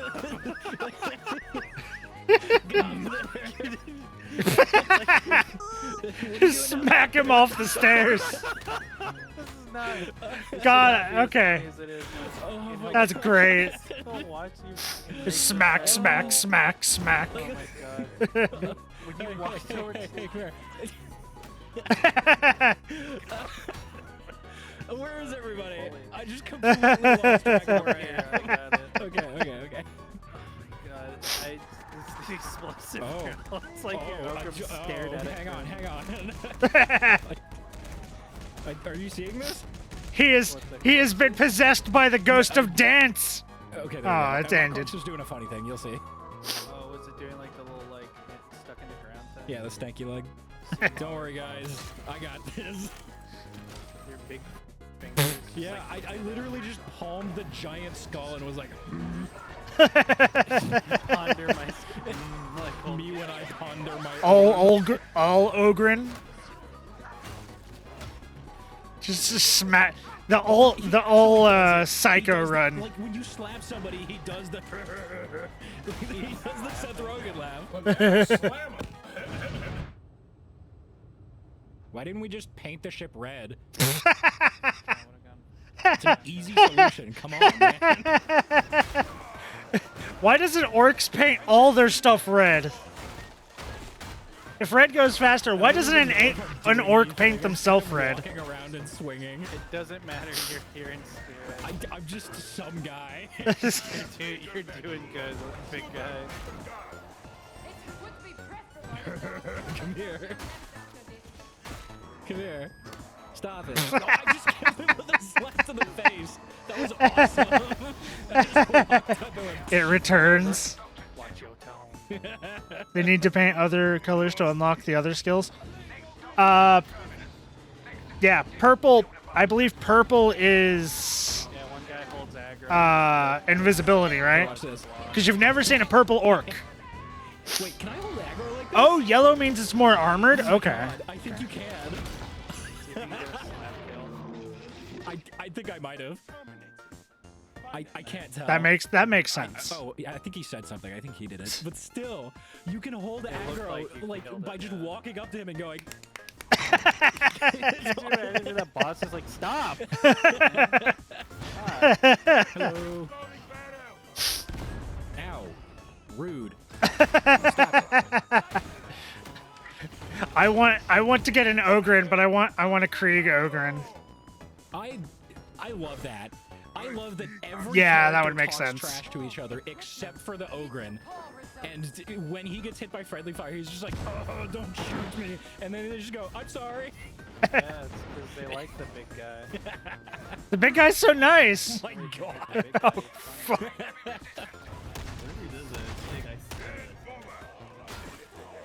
Slab shield. They should make an episode I hit a market garden. Let's go.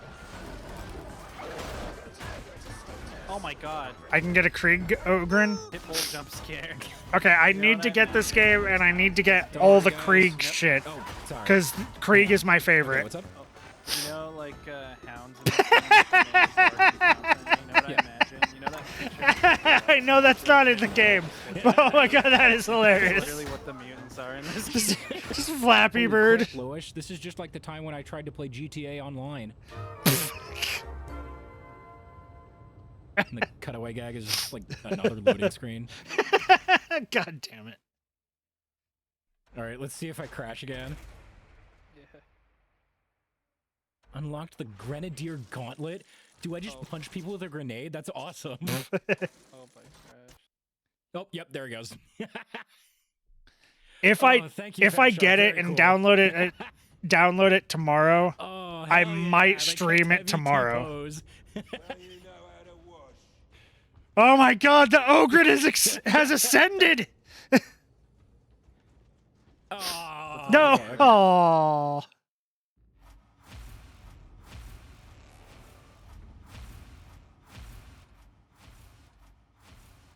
Oh, Jesus Christ. So many things.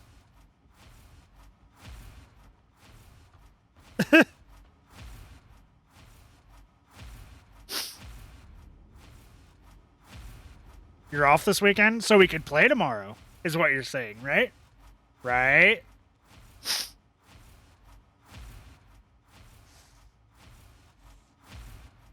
Jesus Christ, that is a lot of unlocks. What the fuck?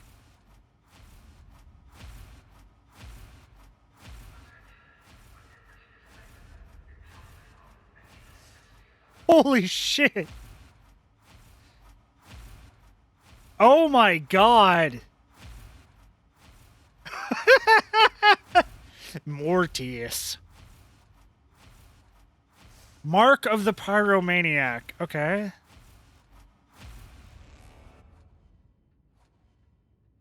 God, that took a lot. My dude unlocked a whole Forge world. No, thank you. Not continuing that.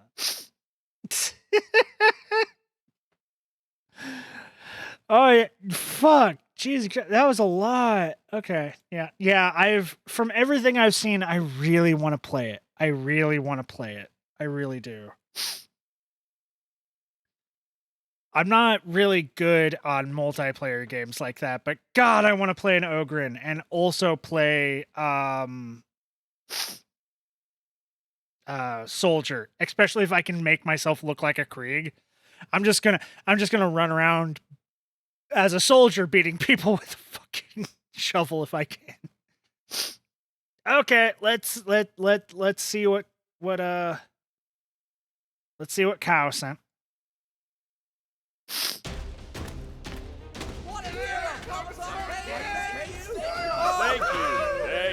Thank you. you. No, it was all of you. Seriously, it was your bravery that made this all possible. Kai, Miss K, hero, Imperium. What the fuck? Think, sir. At first I was nervous of you giving me command of the front lines against the foul greenskins. Well, you observed from the rear lines, but I see now that it was a test. Your faith in my abilities filled me with a determination so intense I can barely express how it burned. And thank goodness, considering that. Pardon me, I'm sneezing. Completely flanked by an undetectable force of giant invisible orcs. Oh, but fortunately, you had some brilliant idea of having the humongous, sneaky orcs blindly chase you as you tactically withdrew your chimera into a nearby valley. But my lord, Commissar Kane, how you— Oh my god. Bravely waited at the edge of a mighty cliff, seemingly cornered, for the orcs to get just close enough so you could shoot a weak spot in the rock behind them, and then fearlessly drive right through the greenskin horde, just fast enough to survive as a whole cliff face crumbled, plunging the orcs right into another stealth orc Jesus force Christ. was going to flank our front lines. Holy shit! In the heat of the moment, you used our enemy's momentum against you and bravely risked your own life to achieve it. Oh, Not only nice. did you defeat the enemy in one fell swoop, sir, you saved all of our lives. All hail Davis Kane, hero of That the is kind of great. If that's his entire shtick, that's hilarious. Yeah.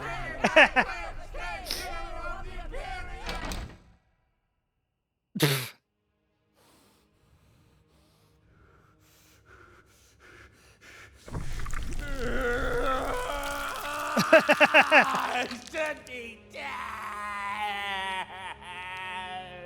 That was so close. That was too close. I thought that was it.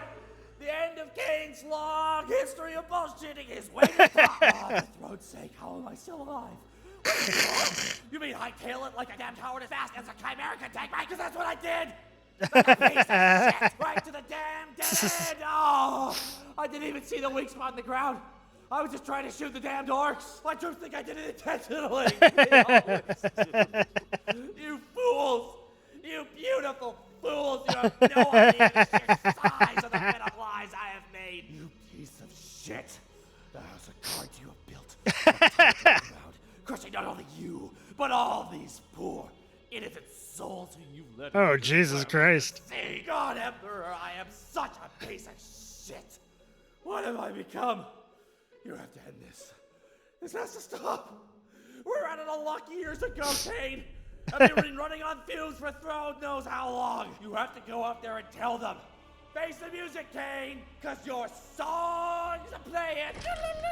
Deafening loud now. That's a lie. God damn it. Before we do, just admit to them you're a fraud, a coward, a piece of shit. Tell them the truth. Tell them!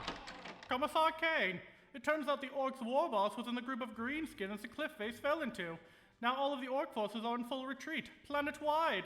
The commander is here to award you the Star of Terror for your bravery. I was only doing my duty, Chairman. God damn I it. am honored by such a gesture.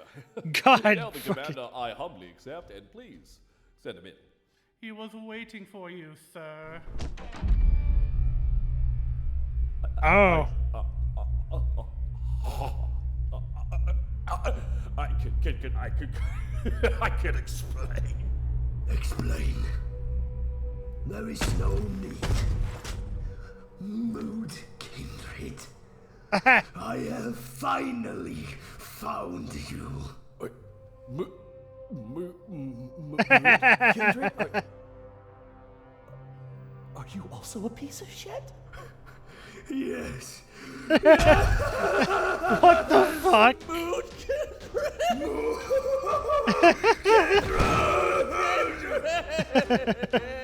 Ultra comfort and support.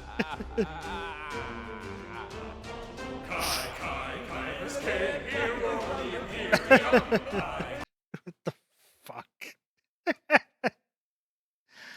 Oh, Jesus Christ. Ugh.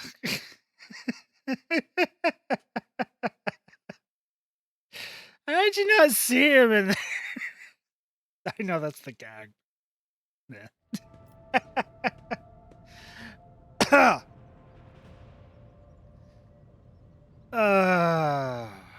That was good. That was good. That was good.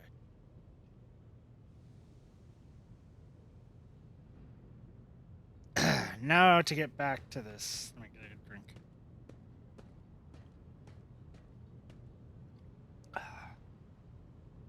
Stories so far are fun to read. We'll listen to. Highly recommend them. I'll look into them. I'm not. So here's the thing, right? I like 40K.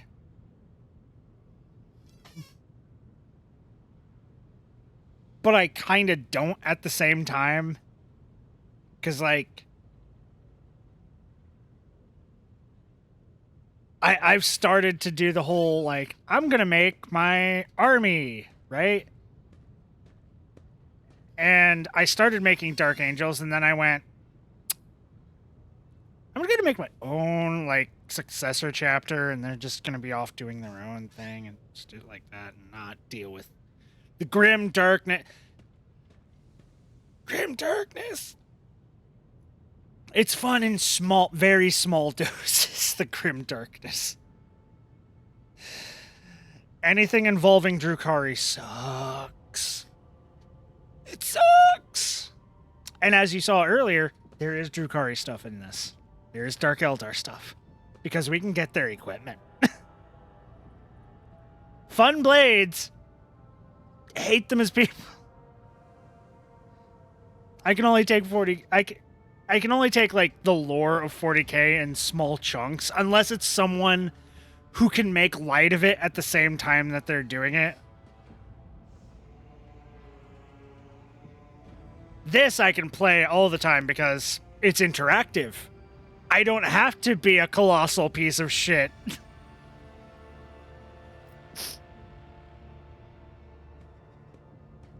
Which makes me a heretic. And I accept that. Rightly. Ugh. Abelard looks at you, stunned, and exhales loudly. Then he nods curtly. I commend your decisiveness, but I am uncomfortable with introducing new protocols in the midst of a crisis. And Abelard stands straight at attention. I lost my temper, Lord Captain, and I believe I ought to explain myself. Abelard speaks slowly, the words not coming easily to him. The prosperity of the Von Valancius Protectorate is not just an empty phrase to me. I left the Imperial Navy for the chance to see it flourish. It was the most monumentous decision of my life. I did it because I saw in Lord Captain Theodore's deeds the sign of true greatness. Rogue traders do not simply forge new routes and capture worlds. They create order out of anarchy. That creative impulse was entirely lacking during my time in the military. Same, the only thing I want to read is the Caiaphas Cain books and the books where the lion returns because they're nicer. Yeah, 100%. 100%. Like, every now and then, a dark story can be good. But it needs to be broken up with a lot of happy shit. Or at least neutral. So I left behind everything I had known. Everything my family had known. I come from a long line of officers. And I embarked upon this incredibly reckless venture. Lord Captain Theodora entrusted me with all the concerns she had no time for. She would go off on her flagship for long periods, to distant frontiers, on scouting voyages, and the advancement of the entire Protectorate rested on my shoulders. And then suddenly, everything that had been built over years and years began to quake, rattling like a flimsy hangar on a seismically active world. I just like the Grey Knights because they can be cool as shit, and then they can be stupidly excessive to the point that it's hilarious. Yeah, yeah. I mean, that is kind of the whole point of the 40k thing. It is an exaggeration to a point that you can find it funny, but a lot of people try to play it straight, and I think that's where it loses me. Like, if you play it, like, if you're playing it up to where it's like, you know, the Grey Knights. Yeah, we can ally together and kill the demons. After that, it becomes a problem. Like that, I can find humor in that. But if I tried to read a story like that and play it straight, it would probably lose my interest a bit. Does that make sense?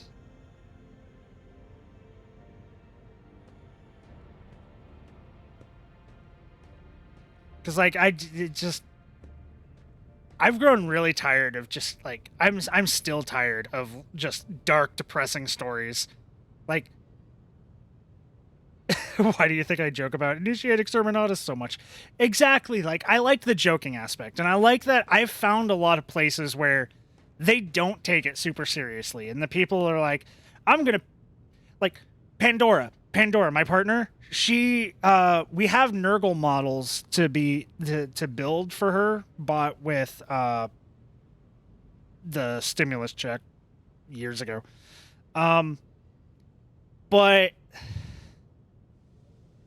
she wants to paint them in, pastels. She wants to make pastel Death Guard. And I'm all fucking for it. Yeah, Papa Nurgle. Pastel Death Guard. I'm all fucking for it.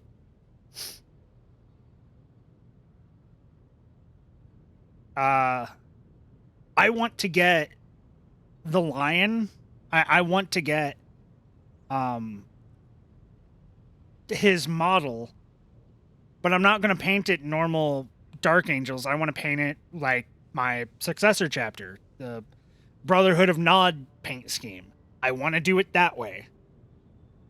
And maybe name him something different so it fits my little personal headcanon-y stuff. I like that. And I like people who, like, post pictures online of, like, bright pink Space Marines. I'm all for that. If you want to have a bright pink Space Marine chapter, fucking go for it.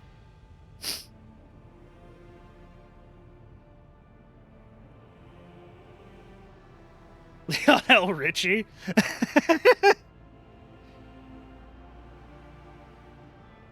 His name is Chad.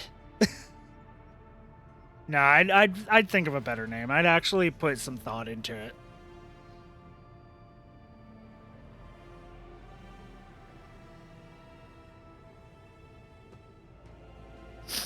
But yeah, no, that's, yeah. I'm glad that, like, my friends that I've gained that are into the 40k stuff, and the people that I personally watch and read online don't take the 40k stuff super seriously, because, oh my god, it is depressing as fuck. Make jokes. Make jokes. And not just the, like, the Tau or just weebs and fish people. Not just that. Like, make actual fucking jokes about shit.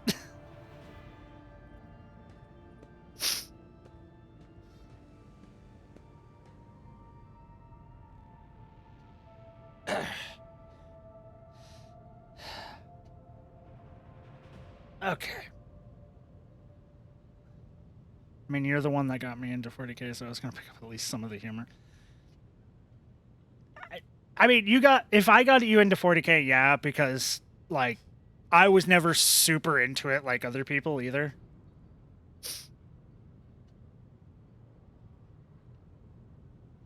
I've always been kind of on the outskirts looking in and, like, on the periphery. And making more, not fun of it, but being like, ooh, cool idea. But what if female Space Marine? Like, Why can't we just have that? Like, my Leagues of Voton. When I wanted to get Leagues of Voton, and I have a few models and stuff like that, I didn't make, like, a super serious fucking... Oh, yeah, they are this, you know, this league. They're, like, you know, my own personal league. And boo, super serious. It's the fucking Fire Belchers Mining Co. That's what I call them. That is what I am going to call them. I got into 40k because of the meme, so I do hope not to ever take it seriously. Yeah! It shouldn't be taken super seriously. It's more fun that way. And it's fun is really the main point, main draw of it to me.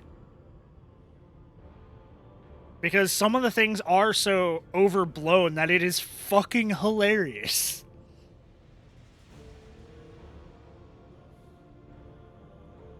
Like the fucking Titans. Like, they just have giant fucking mechs with giant-ass chainsword arms. It's like, what the fuck? You made a chainsaw the size of the fucking Chrysler building. Holy shit! I'd be more of a knight size, I think. Not a Titan. Maybe? No.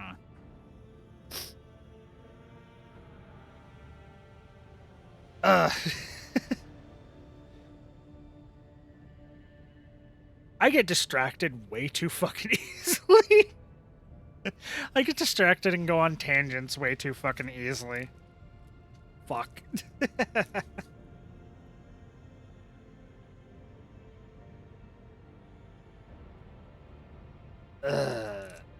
Okay. Oh.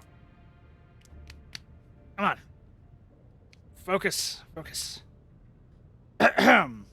One of the senior officers betrayed us all. The rogue trader was killed. And who knows what is happening on the planets. I tell you this honestly, without fear of appearing weak. All this has come as a grievous blow to me. I am not panicking or grieving because I cannot allow myself to panic or grieve. I am duty-bound to aid the new rogue trader, to aid you, to find your footing as quickly as possible. And to do that, I must insulate you from problems that in the past have been dealt with by tried and tested procedures set out in the ship's regulations. Procedures that were established long ago and have functioned smoothly for decades cannot suddenly be deemed excess to requirements.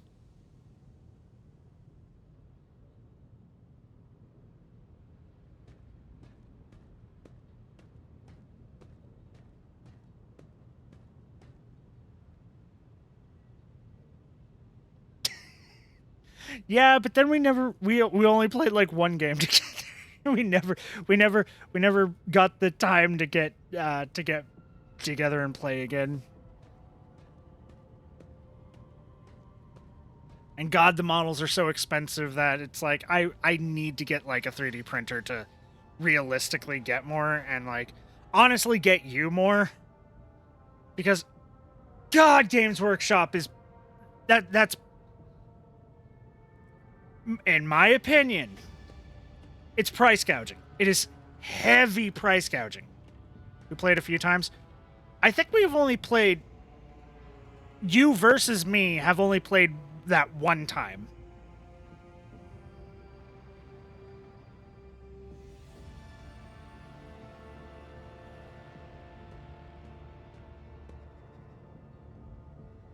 And it was me versus your Space Wolves.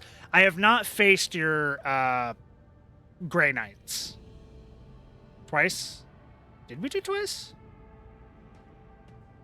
I don't remember the second one.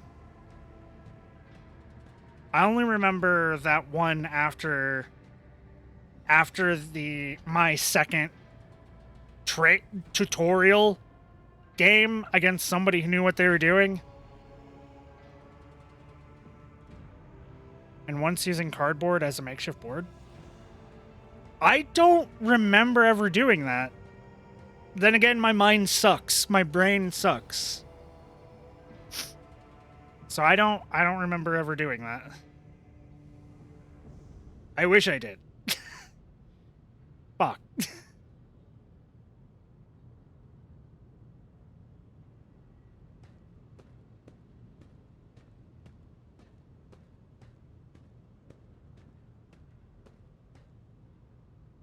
Huh. I don't remember that. I remember playing Magic. But I don't remember ever playing 40K out there. Huh. I wish I could remember. I wish I could remember. I am so sorry I don't remember that. But I don't. Like, it doesn't even have a space in my mind. And I wish it did. Fuck, I hate not remembering shit. I hate forgetting shit. God damn it. Why does my body betray me?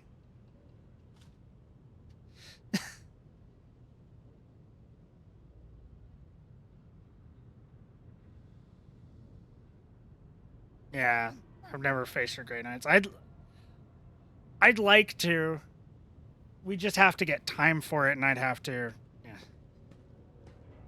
I was gonna do Votan, but honestly, fucking their figures are too. Everything is too expensive with Games Workshop. Like for me, like I can't.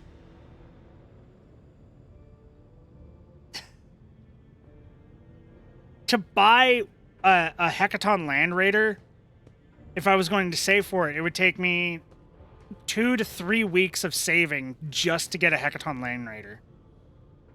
And that would have to be me not buying anything excess. No excess. Nothing. I can't buy food at work. I can't buy a video game. Yeah. Yeah, same. My Space Marines still need more shit. And I fucking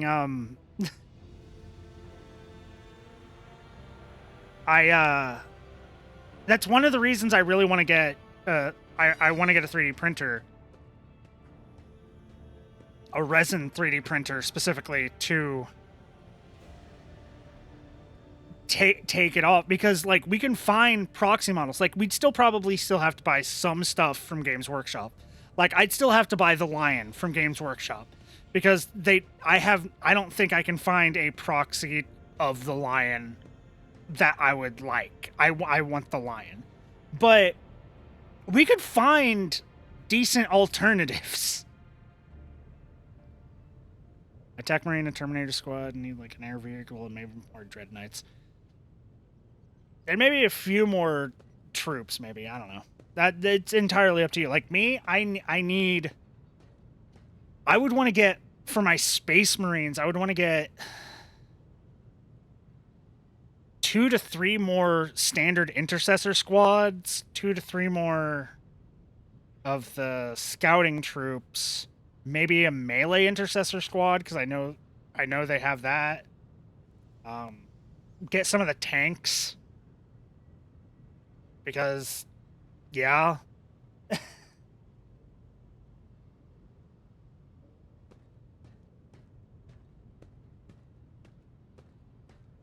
got plenty of troops.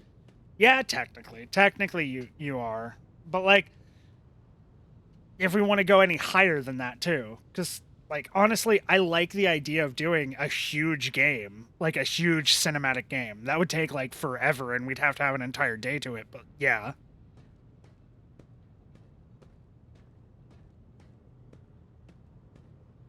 Or tanks. I think Grey Knights have access to some tanks, I think. Don't they? It'd be mostly your Dread Knights. But remember, you can only have 3... unless it is it has a specific thing. I forget what it's called, but basically a basic troop. You can only take 3 copies of a unit. The basic troop, you can take up to 6 copies in your army. That's the new 10th edition, how they did all that. So instead of sitting there and having to follow a force organization chart, It's just one of each of named units, and then you can only have up to 3 of each unit, unless it's one of like the bear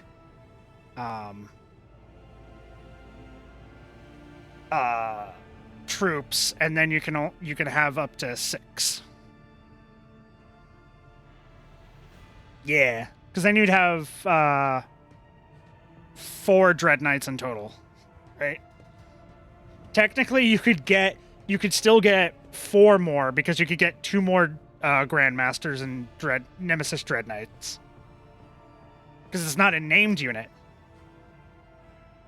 So technically, you could have 3 Grandmasters in your army.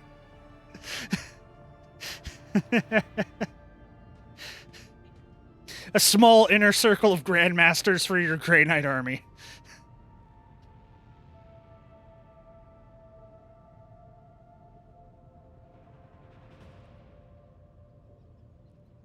But yeah, no, like, I've found such cool proxies for still limited.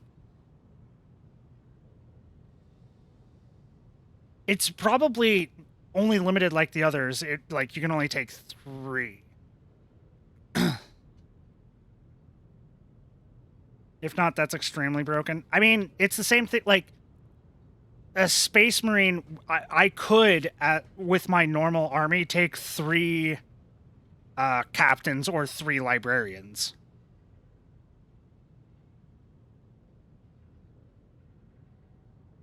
Or 3 chapter masters.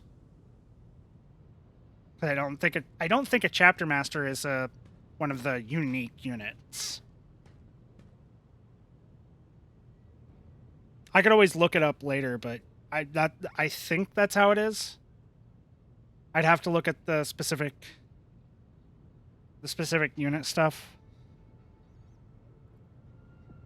And likely can do 3, yeah. Because like with the way that is, I could take, and I know people have posted about this online, for my Voton, I could take 3 of the head Votons. I just can only take 1 of that named head Voton.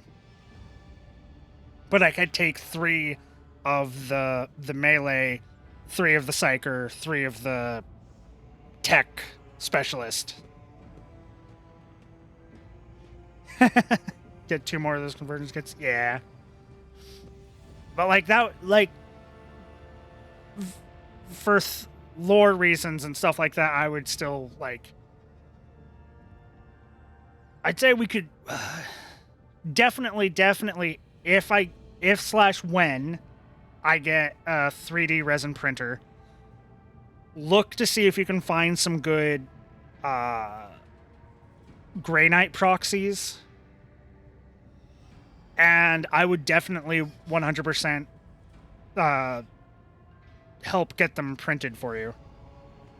Granted, this is going to be like a year in the future if we do it.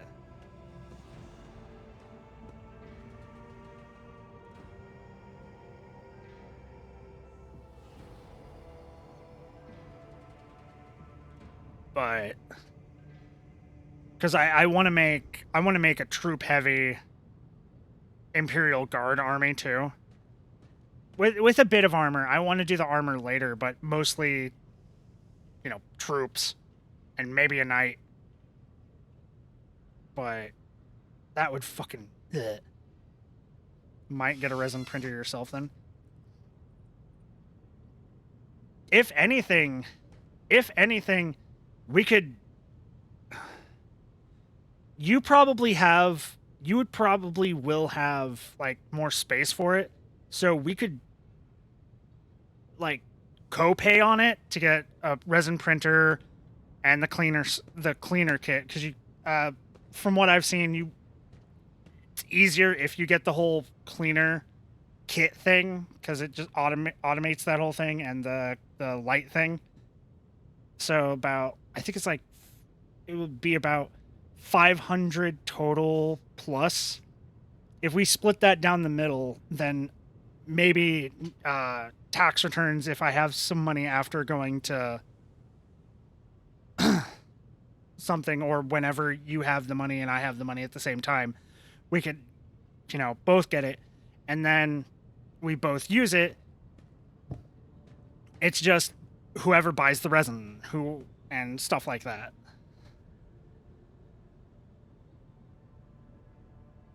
Because I can always throw money at resin. You can throw money at resin. We can just keep it topped up, and when it's like, make this.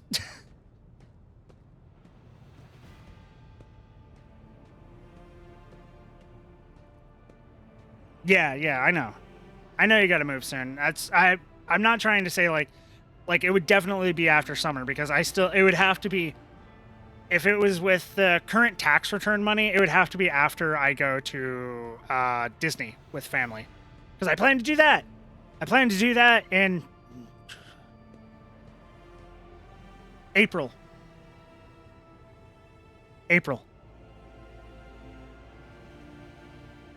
Disney. I'm going to Disney with my family for a week in April. No, it's in the kind of the middle. Okay, good. The end of April. I have your birthday taken off, I believe.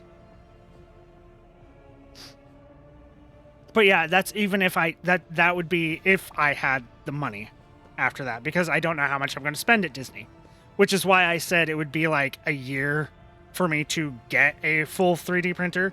But if we combine efforts on it, when we are able to do it, that would make it easier. And considering how much cheaper it is to get certain units and to get more interesting looking units than what Games Workshop has, it would make for us to make the armies that we want to make so much easier. Yes, we wouldn't be able to take them into tournaments, but fuck it, I'm not going into a tournament anyways. Fuck that scene. I don't like heavy competitiveness. I'd rather play with my friends, make crusade things with, you know, other people, but like in a friendly way and shit like that, and just have fun with the game. I will hydrate. Thank you.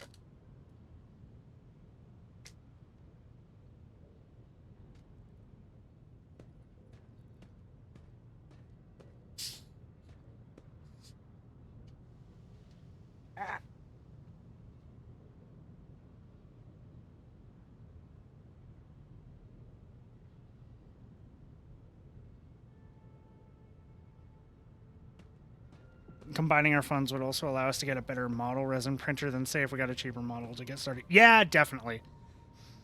Definitely. I know there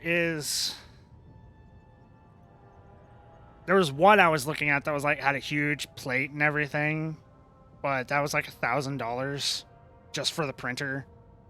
And I was like, nah, we can do a small, I could do a smaller one.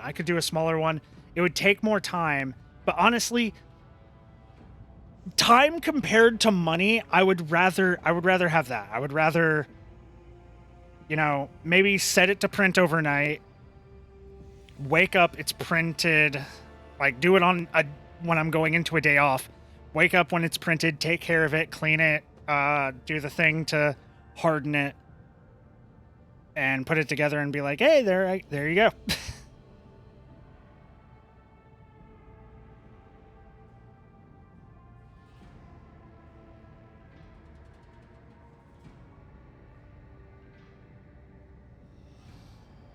But yeah, so far I have an Imperial Guard, a Tau, a Eldar, a Necron.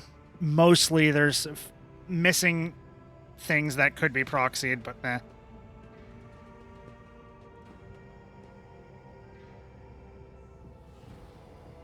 Larger build plates allow for larger models. Resin's harder to piece together than plastic. Yeah, I know. That's why I wouldn't be able to probably do, like, the big things, but, like, for my main thing, because, like, again, my whole thing is I'm more interested in troops. But if I did want to do the tanks and stuff like that, I do know there's like a minimum size, and I think most of the STLs say what their minimum size is for stuff. And definitely get one that fit whatever was the biggest model that I know I kind of want to build.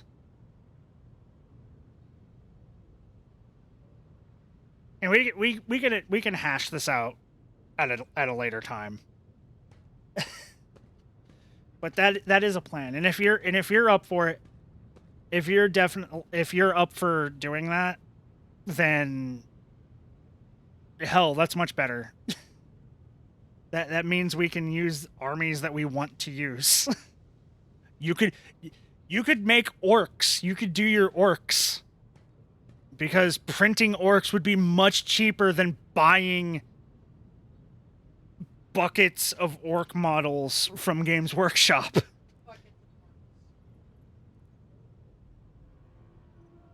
I mean, that's basically what how orcs travel in space is a giant meteor. That's basically a bucket. It's called a rock.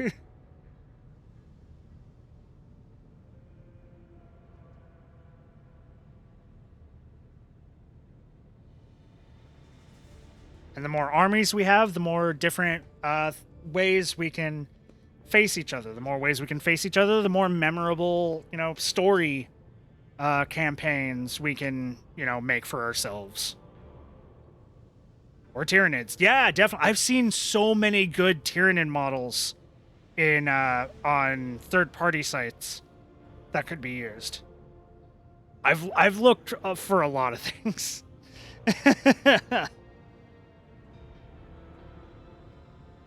But yeah, no, that's fucking perfect.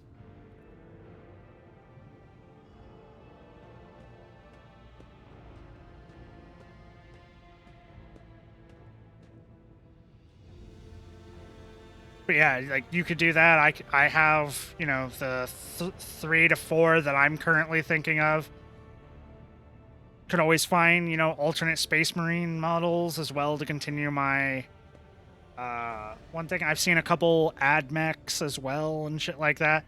Like, there's so many proxy models we could use that look more interesting and stuff like that. And I could do Chaos, and I could find an STL for an interesting Chaos Lord, not Chaos Lord, Demon Lord?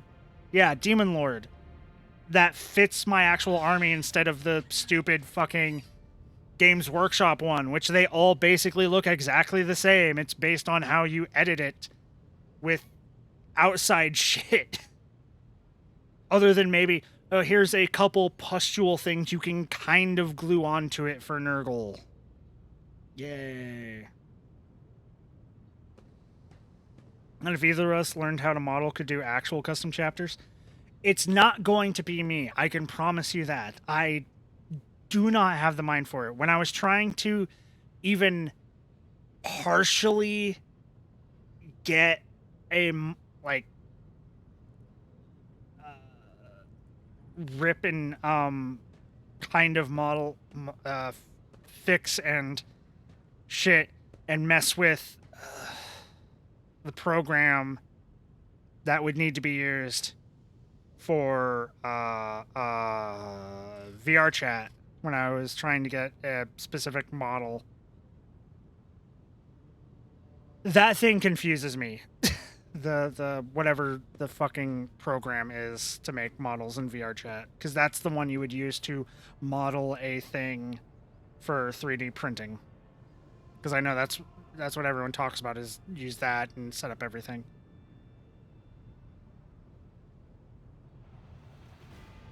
So that would definitely not be me. It would not be me to learn that.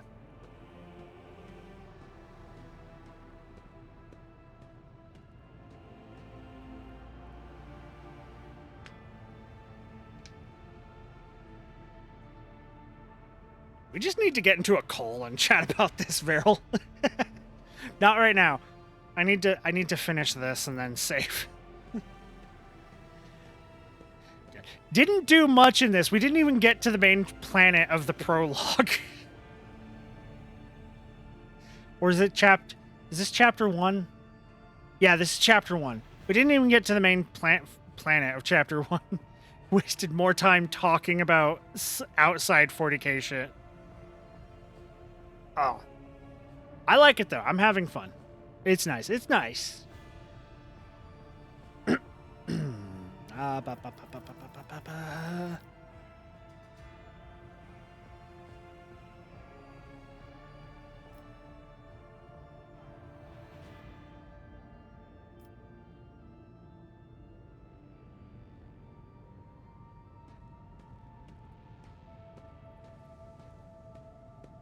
I do not have 157 videos to react to. I am not reacting to every single fucking 40k book audio file that you sent me, cow. I categorically refuse. I have work in 2 days. I wouldn't be able to do all of them before that. And I need sleep at some point. Not right now, but I do need sleep at some point. Okay. I value what Theodora created, and I trust that this situation is an aberration in the ship's otherwise smooth operation. Since the established procedures are working, I see no reason to change them. Abelard dips his head in a sign of assent. The shadow of incredible strain, which evidently had been wearing on him for some time, finally lifts from his face. I am glad that you see the value in the foundations I laid down by your illustrious predecessor. Why fix what isn't broken? As for me, I shall endeavor not to cause you any further consternation, Lord Captain.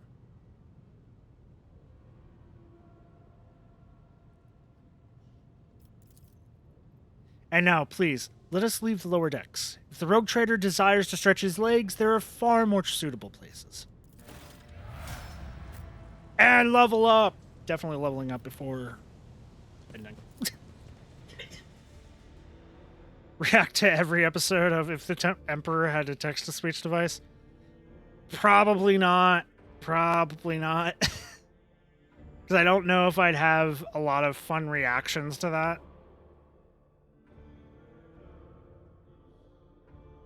Because some of it is hilarious. Some of it is not, from what I've seen from clips.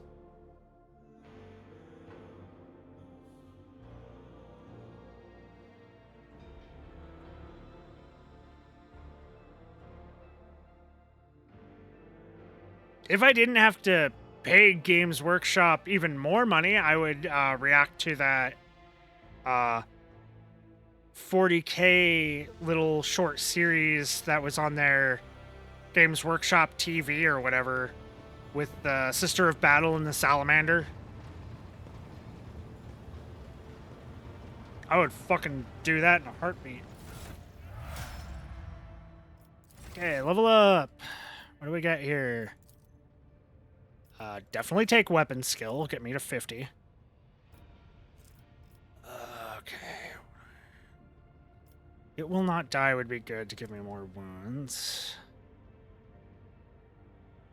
Do characteristic training to give me 5 more weapon skill. What do we have down here? Here we go. This stuff. The Psyker's armor increases by 5%. This bonus increases by 5% at the start of every round of combat except the first. So that's from my the one thing. Word of the Emperor. No, what is it? What is it called?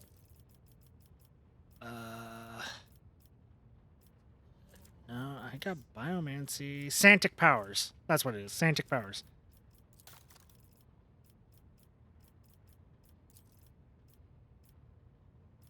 Which is good, especially before I get my dodge up a lot. And that would be a good, just back end of things. Enemies adjacent to the Psyker suffer 10% more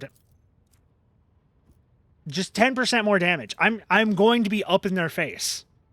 I am going to be up in their face hitting them with swords. Flat 10% more damage.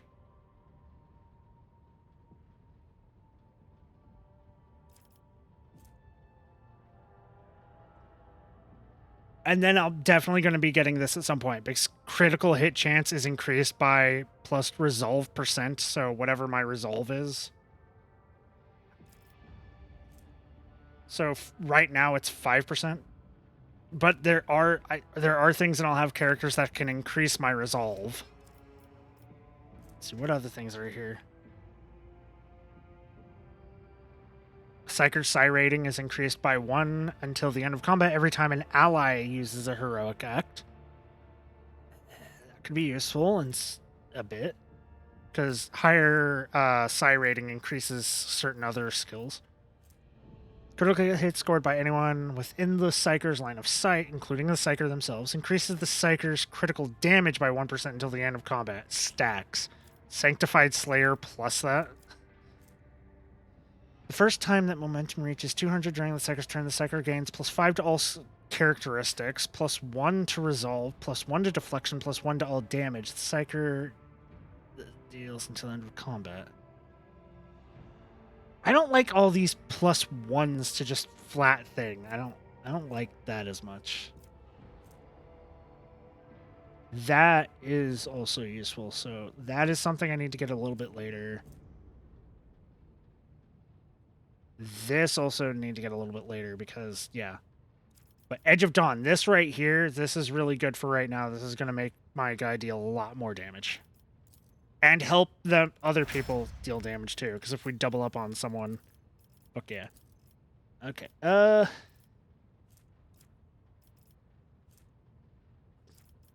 So... I don't want to get any of these stuff, because these are her things from her officer class. I want to give her special ones.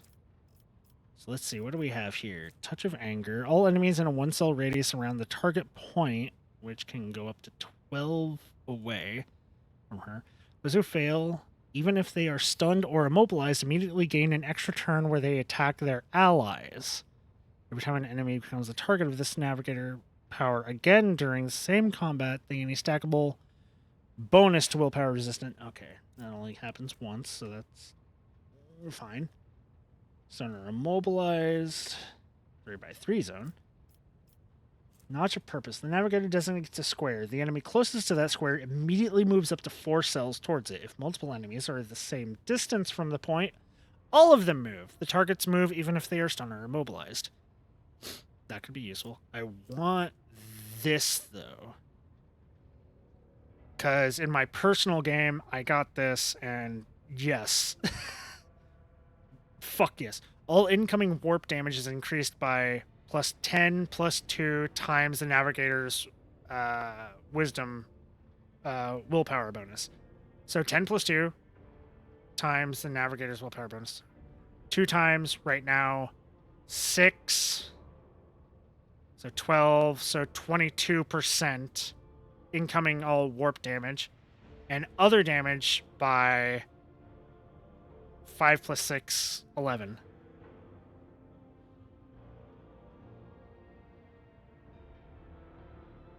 So 20, 22, and 11. That's extra damage. Yes. Okay, Walking Nightmare. What's this? Suffer a 10 plus 2 times the Navigator's willpower bonus penalty to their willpower and toughness. What is the other thing? Held in my gaze. What is that? The Navigator deals damage to an enemy. The enemy must become immobilized until the start of the next turn. What does immobilized do? It just can't move? Yeah, just they can't move. Okay, if it was anything else, maybe. What's immobilate my soul? Yeah, I think I want Waking Nightmare right now. Mend Reality would also be really good. Let's reveal the light. Mend Reality, I kind of want to get that one first because that would help me fix any warp or veil degradation, which I am a psyker, so I'm going to be making big warp things. So for now, I kind of want to go towards getting this. So I need either Glimpse of Fate or Reveal the Light. So Glimpse of Fate, target gains plus 5. 5 times 6 is 30. Right? Yeah, 5 times 6 is 30. So 30% increase to hit chance on their next attack, dodge on their next dodge, and resistance on their next resistance. Each only happens once. And Reveal the Light is the target ally gains 4 times, right now, 6, so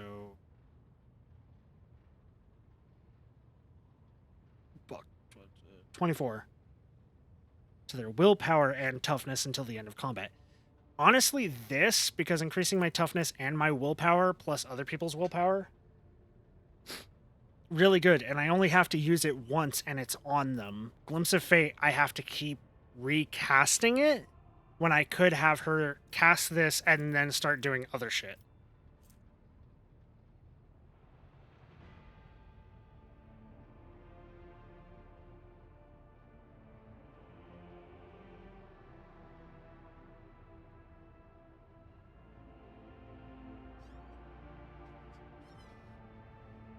And it would also allow me to get this, which would help her help my guy.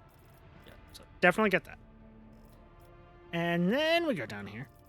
On Blinking Stare. He's damaged by the Navigator, suffer an additional 5 damage to all attacks when shoot. Nope.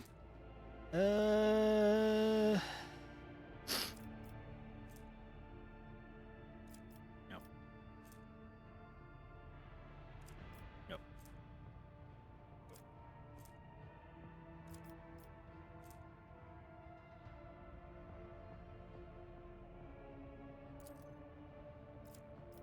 Mastery of Time, because she can hand out extra turns with her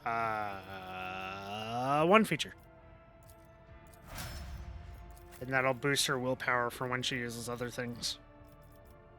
Argenta, let's see what we got here. Agility. No. She needs strength, because if I give her heavy weapons training, she needs at least 45 in strength still. Which I don't need to give her heavy weapons proficiency yet. Is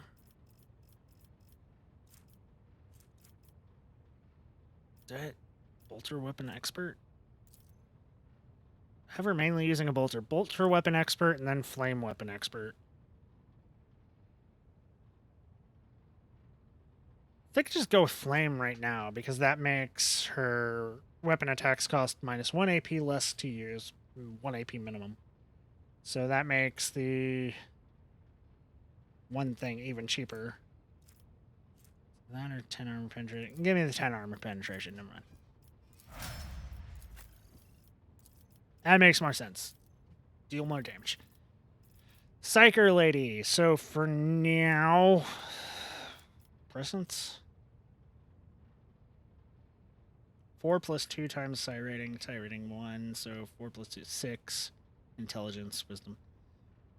Until it's like you get 5. That's not that good.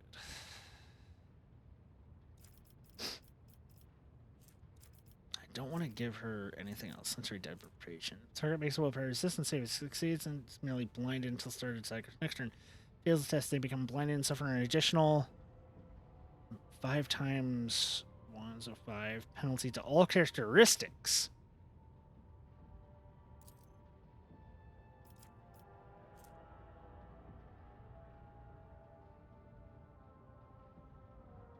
Kind of want to do that.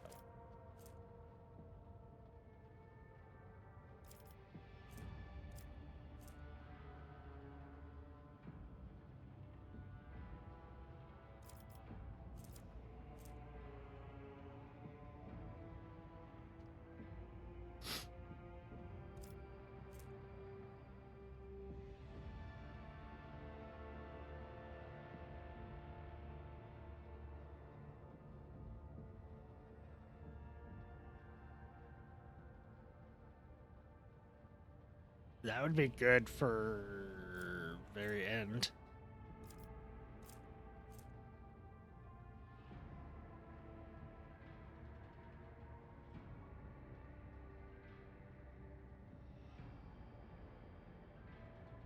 See, I don't like how it ends.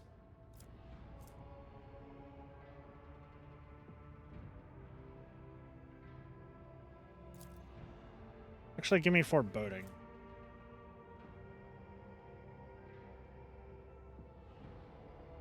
No, never mind. No. Sensory deprivation. And then give me out of these lore warp.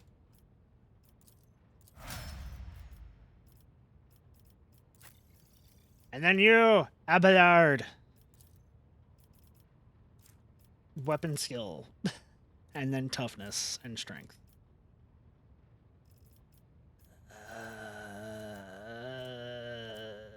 Dueling mastery?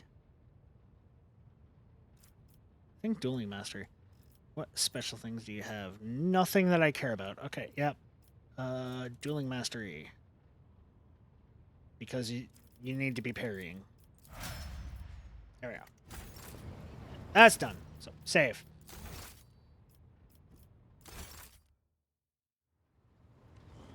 Good job. Okay, let's find somebody to raid.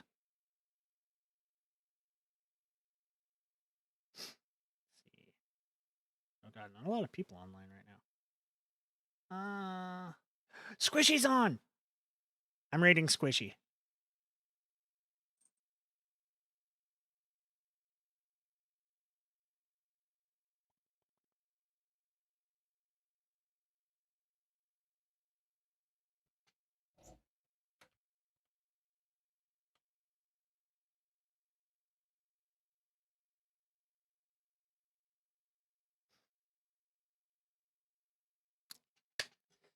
So, thank you for being here. Thank you for showing up and sitting with me.